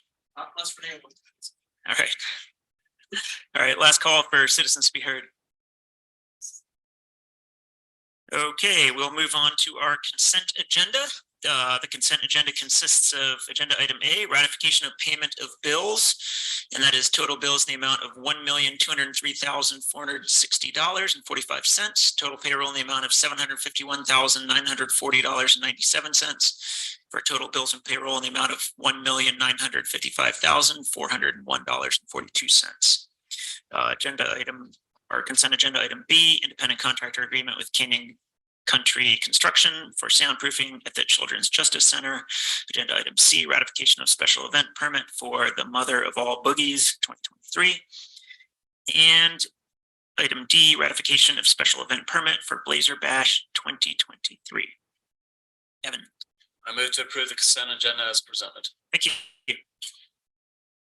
All right, I have a motion from Commissioner Clapper and a second from Commissioner Winfield. Any discussion on any of these consent agenda items? I would just say on the two special events, these when we approved all the special events back in that particular quarter, it must have been what 6 months ago or so, that we asked these to come back to look at the commission, and it looks like everything's on the up and up. So that's why those are on the consent agenda. Yeah, didn't we ask them to do a couple things and they succeeded in doing that. So Right. So it's going forward. thank you. Thank you. Okay. I'll call for a vote. All those in favor of approval of the consent agenda, raise your hands. And the motion passes unanimously. We're on to our discussion items, of which we have 2 tonight. And the first one is Travel Council Advisory Board letter regarding economic development. And I believe Commissioner Winfield asked to have this one on the agenda. Did you want to introduce that one, Bill? Yeah, I know we've got some of the members from that board here tonight with us. They'll get a chance to comment on you, but I know that this to me relates back to comments I made at a previous meeting about not taking enough weight to people that we have on these boards and what they bring forward to us. And so I just think when we ask these people to step up and to give basically their lives, and I think most of us agree that it isn't something they should be compensated for. It's a place where people get to volunteer, put into the community, but their time is of huge value. And I think that we need to put some weight behind it. And, you know, I've discussed this with Mallory a little bit and some of you others as well. And to me, it isn't the issue of do we take exactly what they're presenting to us. It's the issue is that we listen to them and we let them be heard, and then we make some comments on it and try and see if there is some value in what they're bringing forward, and then we implement, because they are the step between the citizens and us. They're one of the steps, I guess I would say. And so I'd like to put more value and make sure that they feel like there's value in what they're doing, because a lot of those boards really don't. They definitely don't appreciate some of the boards when we don't take what they give us into account. And I mean, even as we know that Emily quit. I mean, that was one of her comments of many, but that was one of her comments, you know, that she's not heard, and that these boards they provided amazing service to this commission and to the citizens of this county. So that's the reason I asked for it to be brought forward, and to see if we can get some discussion around that. Yeah, thanks, Bill. And that is a very good point, that after having served on some of these boards as a regular citizen, now serving on many of them as a commissioner, you do really realize like how much work it is, and people don't get paid, and it's usually a passion project or just out of public service, or or you know, something like that they really give their time and effort, and we definitely appreciate that. And again, I very much, since becoming a commissioner, have a newfound respect for everybody who does serve, and appreciate that. And I think your point is very well taken. And I would hope that that we continue to recognize the boards as for the importance that they are.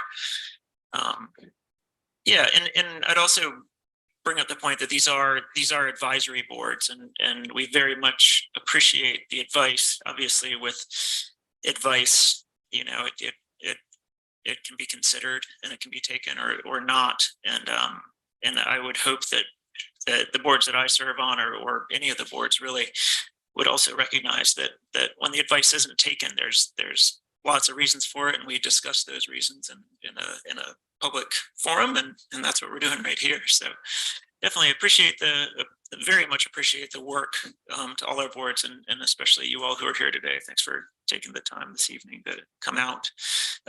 And if you want to open the discussion as far as the particular content of this letter, Bill, I would encourage you to do so.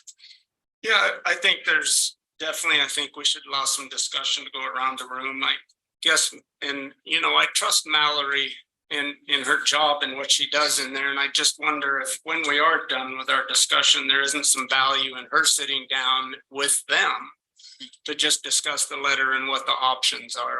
I know that Mallory's going to do what's best for our interests, or at least bring something back to us that they might present to her. And so I don't know if there's an option for her to spend some time with them over this or not, but it would be one of my asks. So Mary? Quinn did spend a lot of time. He was at the meeting as associate administrator. He was at that, the meeting where the letter was decided to be sent and the letter there to be aware of it. So I know. and he's just right under Mallory. And there may be more what you mean is depending on this conversation, if there's a certain mindset that everybody leaves with, perhaps we could sit down and actually maybe go through more like, are there tangible things without changing the structure? Yeah, Is that exactly. if we did that? Yeah, I definitely appreciate feedback. I'm one of the first couple things that pops out to me, especially looking at like the chart, is we already have a really flat Management structure. yeah, the organizational chart. I mean, there's how many people do you oversee now, Mallory? Like I think we have 13 and a half departments yeah, that are considered trail. yeah, so I Essentially mean 14, right? I think there's a bigger thing there, of like just supervision. I think ideally, there's 6 folks that any individual anywhere in the organization should be supervising. So to add like a 15th, I can see the value in it, but it's almost like I'd rather like do it very broader, holistic, try to see where else we can kind of get rid of some of that flatness. But I do really appreciate the point that with the timing of this and new folks coming online, it could be a ripe time to have this exact conversation. Another kind of thing that popped out at me just right away is the idea of administrative assistant having 2 separate bosses. And I think that organizationally that would be difficult. And so I'd kind of like to see that under one or the other, or flow in a way that was, they're not being tasked or answering to multiple folks. I think that isn't always a recipe for success. But that doesn't really get to the bigger idea of is the, tourism director or separate or part of the community and economic development. That community and economic development's often kind of changed. It used to be the planning and zoning person as well. And so the tourism was separate from the economic development, but development did a lot of the zoning kind of things and tried to foster that. And there was a little more of that stratification in terms of who was under who. And since pulling the P&Z out from economic development, and that's kind of changed the job to a bit. So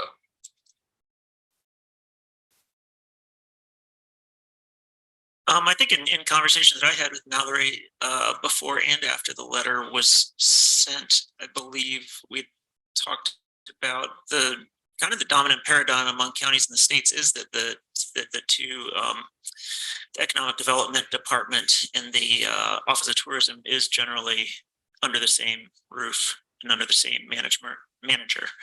Yes, or community and economic development. Right. Mind you, that was research based on Google and websites and. Yeah. But that seems to be, I think there was only one county that had them as very clear separate departments. Right. Mary. The counties that attend the Canyon Country Partnership tend to have them under one department. For instance, the Carbon County their title is Economic Development and Tourism, and they're over both. because they're so interrelated. And so both Mallory and I were doing that kind of research to see what was successful and what was happening in the other states. And I know the Carbon County economic and tourism director is doing amazing things.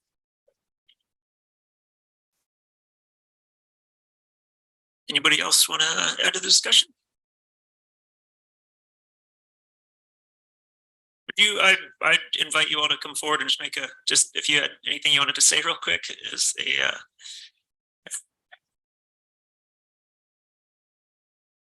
Jenny and Lori.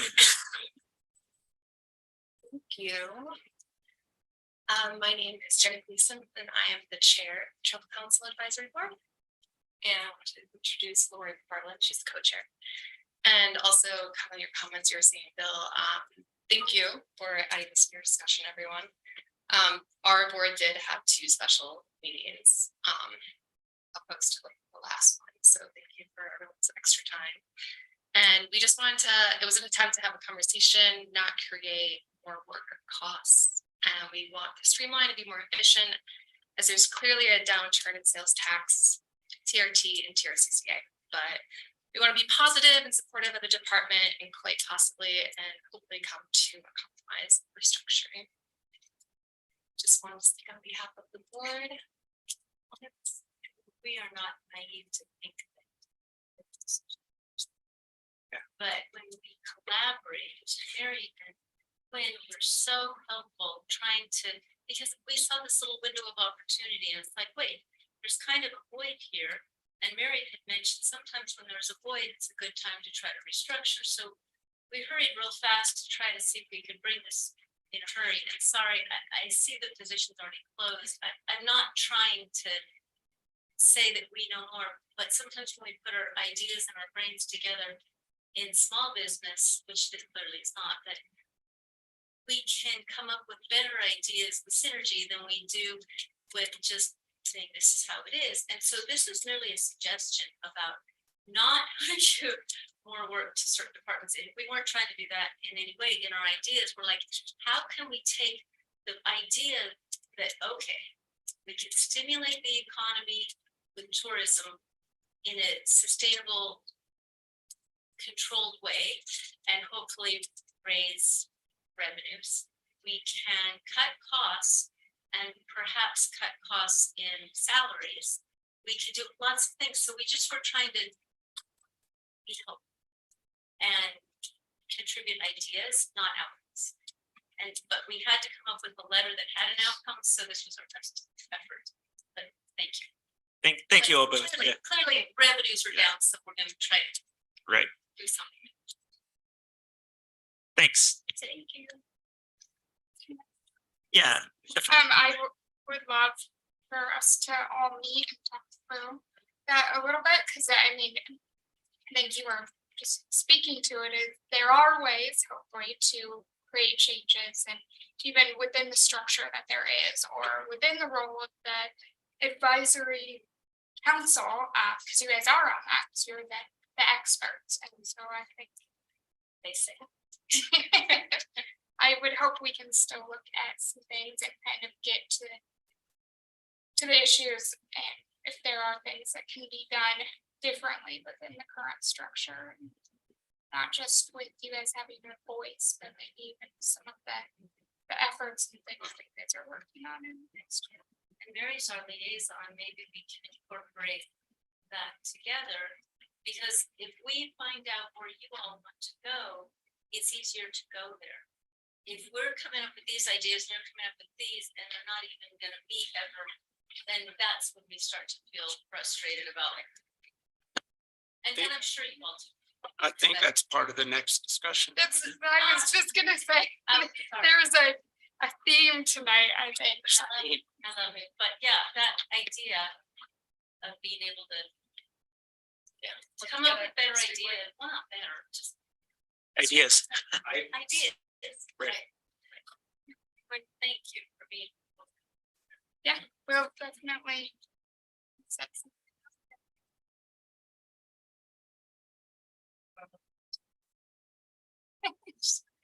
All right. Thank you all. Appreciate it. Any last thoughts on this discussion before we go to the next one? Yeah, I just want to definitely thank Mallory and all of you. I appreciate just being allowed to be able to go around the room and just to let people hear that, you know, how things work out and get to us and where we go with it. Absolutely. It does take a willingness of time, and thank you. Thank you guys for willing to put everyone in the room and talk. That's the goal. Right on. All right. All right. We will move on to the next discussion. I had one question I don't have the scope of work for the Better Destinations report. I mean, obviously that acknowledges that, you know, we're trying to continue our main economic driver of tourism. Do you think that there would be outcomes from that would spear some of this kind of decision and direction to go, and what might have worked well in some of the other areas or locations that they've advised? Yeah, I think that's the exciting thing, is that it is this intensive, you know, long planning process where I know that a big goal is to have the input, feedback, and to actually come up with a plan that means something versus those plans. So I do think that conversation could be had with Better Destinations, and like, this is within the scope, but we actually want a heavy focus on these parts. Yeah, I think as those discussions unfold, I think we can kind of work some of that into it. One of the things that I'm really excited about that is that instead of it just being like, what do we want for our community? There's like, what assets do we need? You know, what infrastructure, what, you know, positions, that sort of stuff. So that it's really like marching orders, not just like, wouldn't it be great if we had light manufacturing? It's like, this is what light manufacturing is looking for. And if there's a thing where it's like, you know, tourism fits well with diversification or whatever, that this is definitely ripe, in that it's lots of conversations are happening around the idea of how do we get to where we want to be. And so it's nice to not forget things on the sideline while those conversations are happening and work them into the broader discussions. Yeah. And it is a theme of the night. Yeah. All right. So the next one is countywide projects and initiatives work plan discussion. Valerie. Okay. I asked to have this discussion, and I told Jacques I'd keep it to 20 minutes, and I mean that. And then my next step at the end will include asking if we can have a workshop to get a little more in depth. But over the past few weeks, it's become very, very clear to me that what the county needs from you all is some strategic direction and guidance.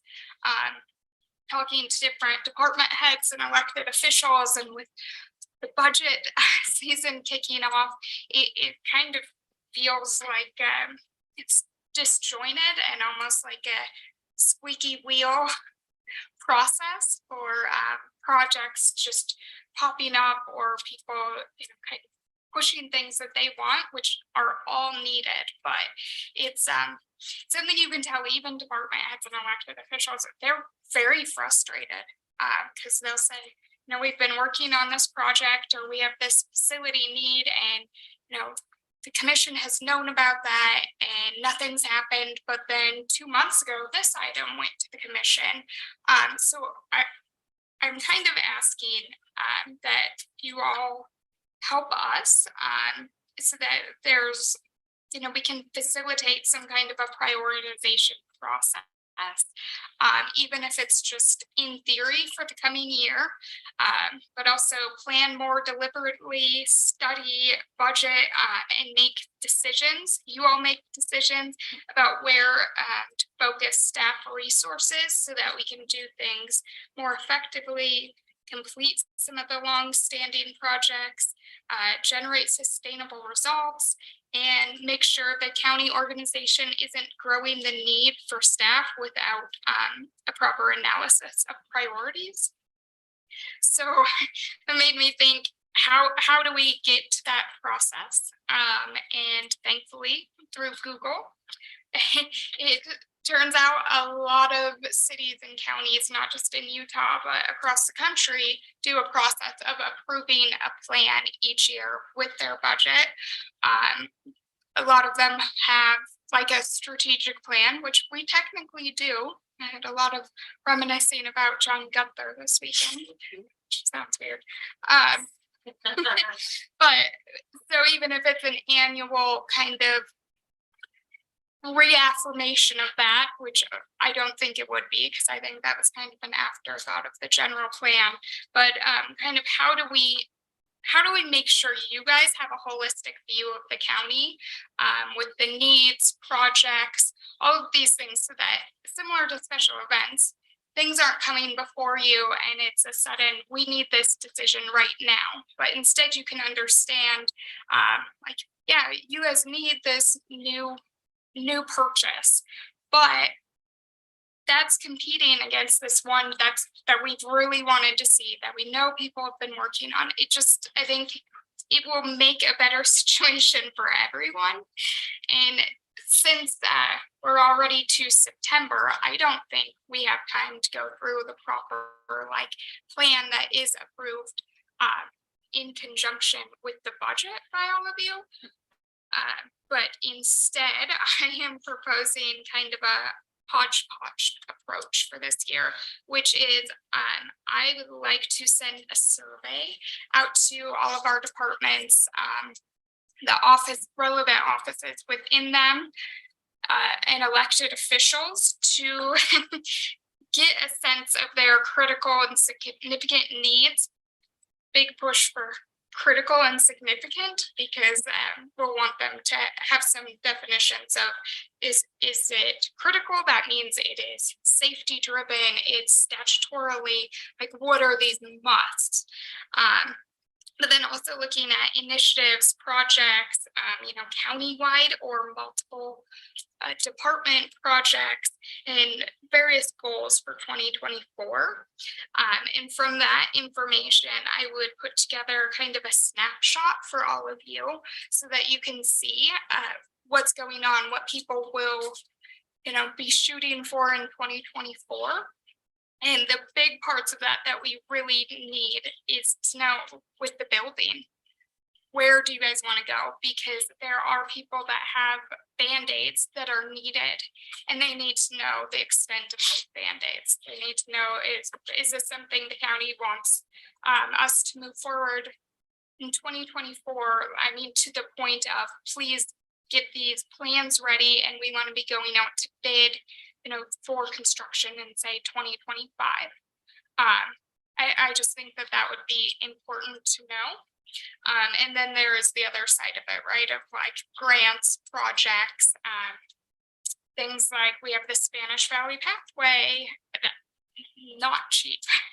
That's the other big thing. It's these projects, some of them are so expensive and take multiple years of planning and funding and mixed funding. So I just think it would help everybody in the county. I think it would help all of you to have the holistic view so that you can make informed decision making. I know it would help departments and offices because they would know that their projects and goals are known and that there is a process. They could see that there are other things being considered, but there is something.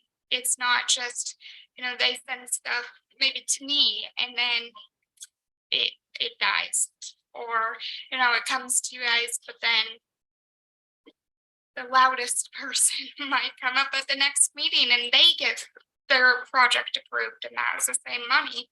So there's that piece, and it would also help me to facilitate kind of the day-to-day operations, really to kind of do crowd control with our department heads.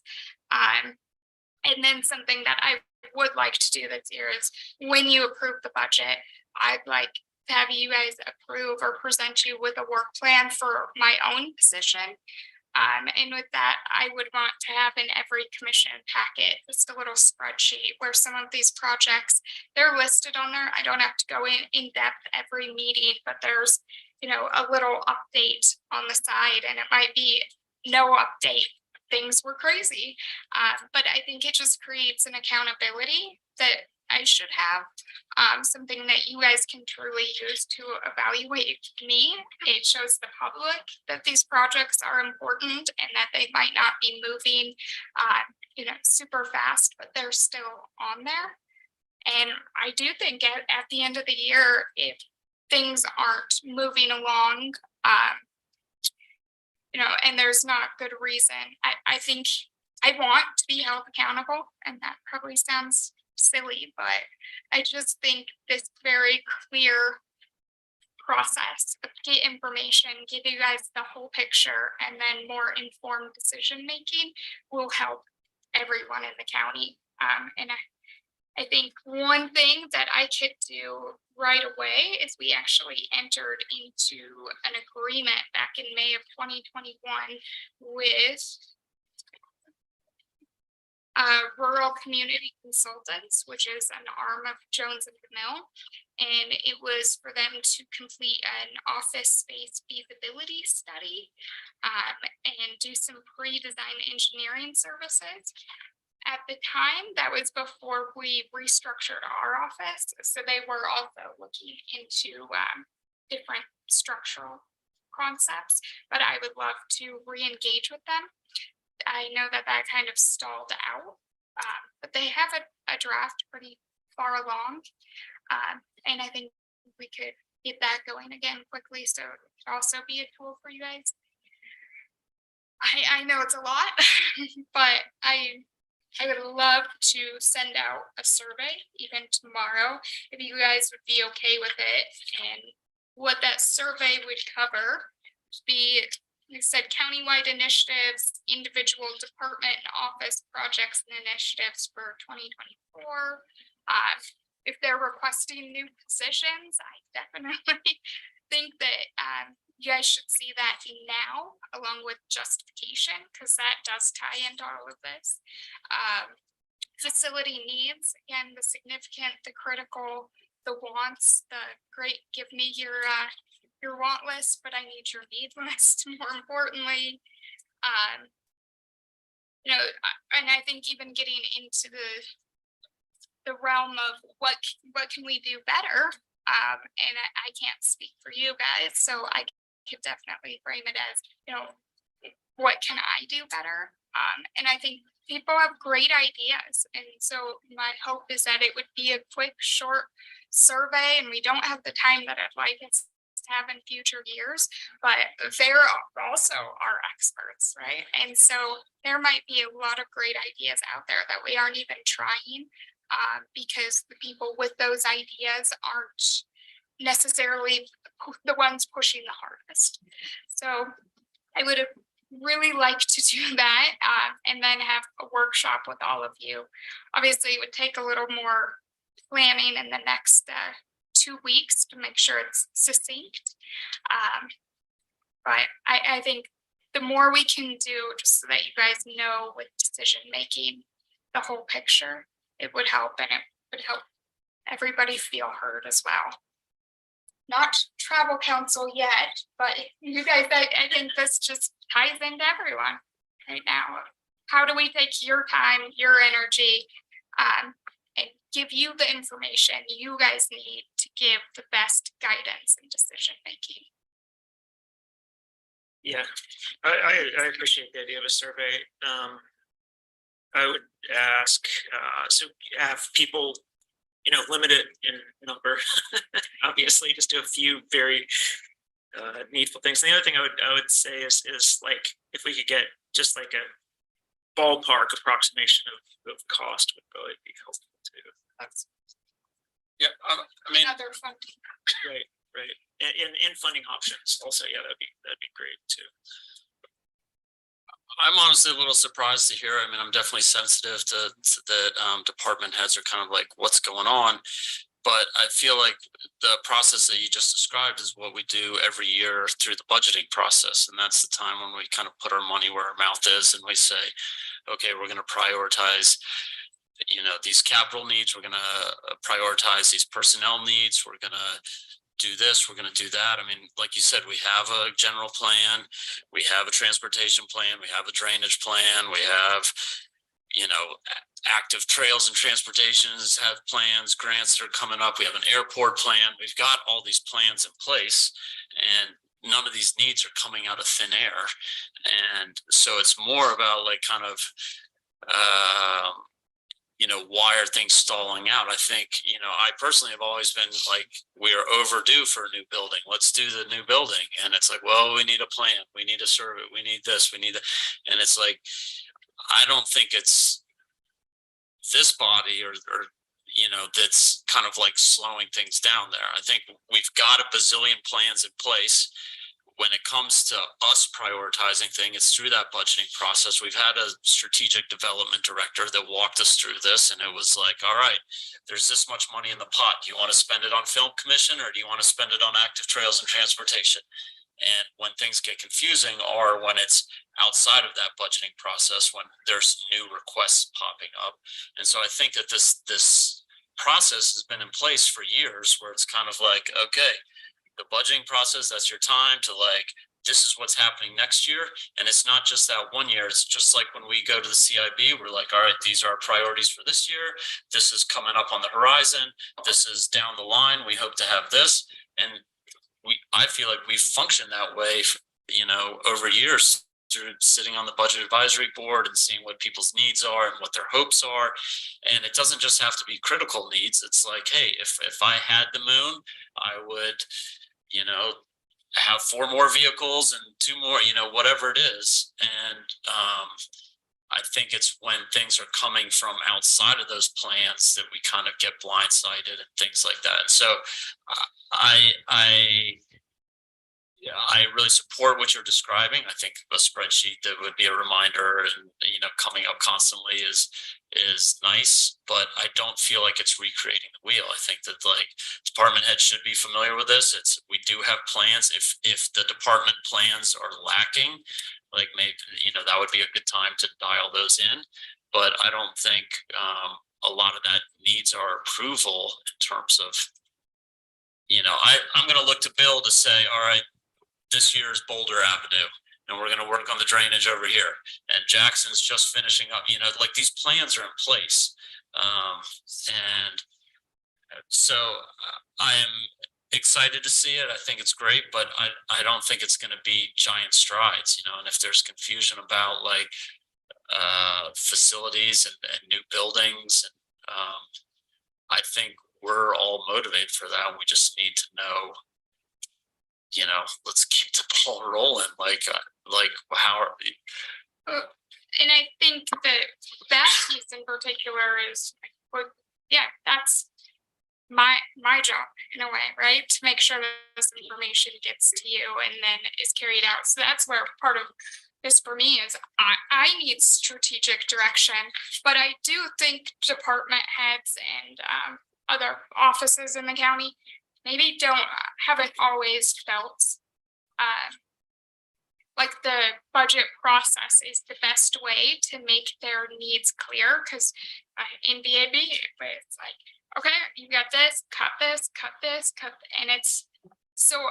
I think maybe again, similar to the travel council, there's a lot to be said in hearing people and giving the opportunity for them to put things together as a snapshot.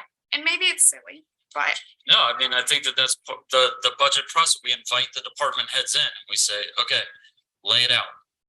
Where are we at? What do we need? You know, like Bill had his hand up. Sorry. I definitely see a huge value in what Mallory is suggesting here. I mean, I think we came from talk about a flat, whatever you want to call it, with the leadership. I mean, we had a strategic development director, we had an admin, we had a lot of confusion. We didn't know who fell under what. And I think now that we're at this point that we're moving forward, giving her some good direction is extremely important in reaching out to those departments. I totally support that. And yes, the budget's gonna narrow a lot of that down, and especially if we don't have all the money that we wish that we had. I mean, our TRT is down, our sales tax are down, or I don't know where we are. That's, I mean, and I don't want to ask Gabe where we are because that'd put him under the spotlight too soon as he's diving into all this. So I see some value, and let's get a little bit of direction for Mallory. And I see her whole department is, in my mind, taking on, as well as Gabe, additional work here. And I think it's honorable, and I think it deserves pay. I don't think it just, hey, great job, guys. Thanks for stepping up. I mean, I think that at some point we need to look at those budgets. So. Thanks. I think Marietta had up next. I'll get to you, Mike. Okay. I agree with you. We have all these plans and such, and I think Trish should be able to identify with this with me. Is I think what Mallory's saying is we have the goals. We know where we have this goal to the road department wants to do these drainage and these drainage and these, and we want, all these plans. We have the goals, but we're missing what I felt like I've been missing for a while. And I'm so excited that Mallory came up with this, is we have not set, as a teacher, you always had your goal and then your objectives to meet that goal.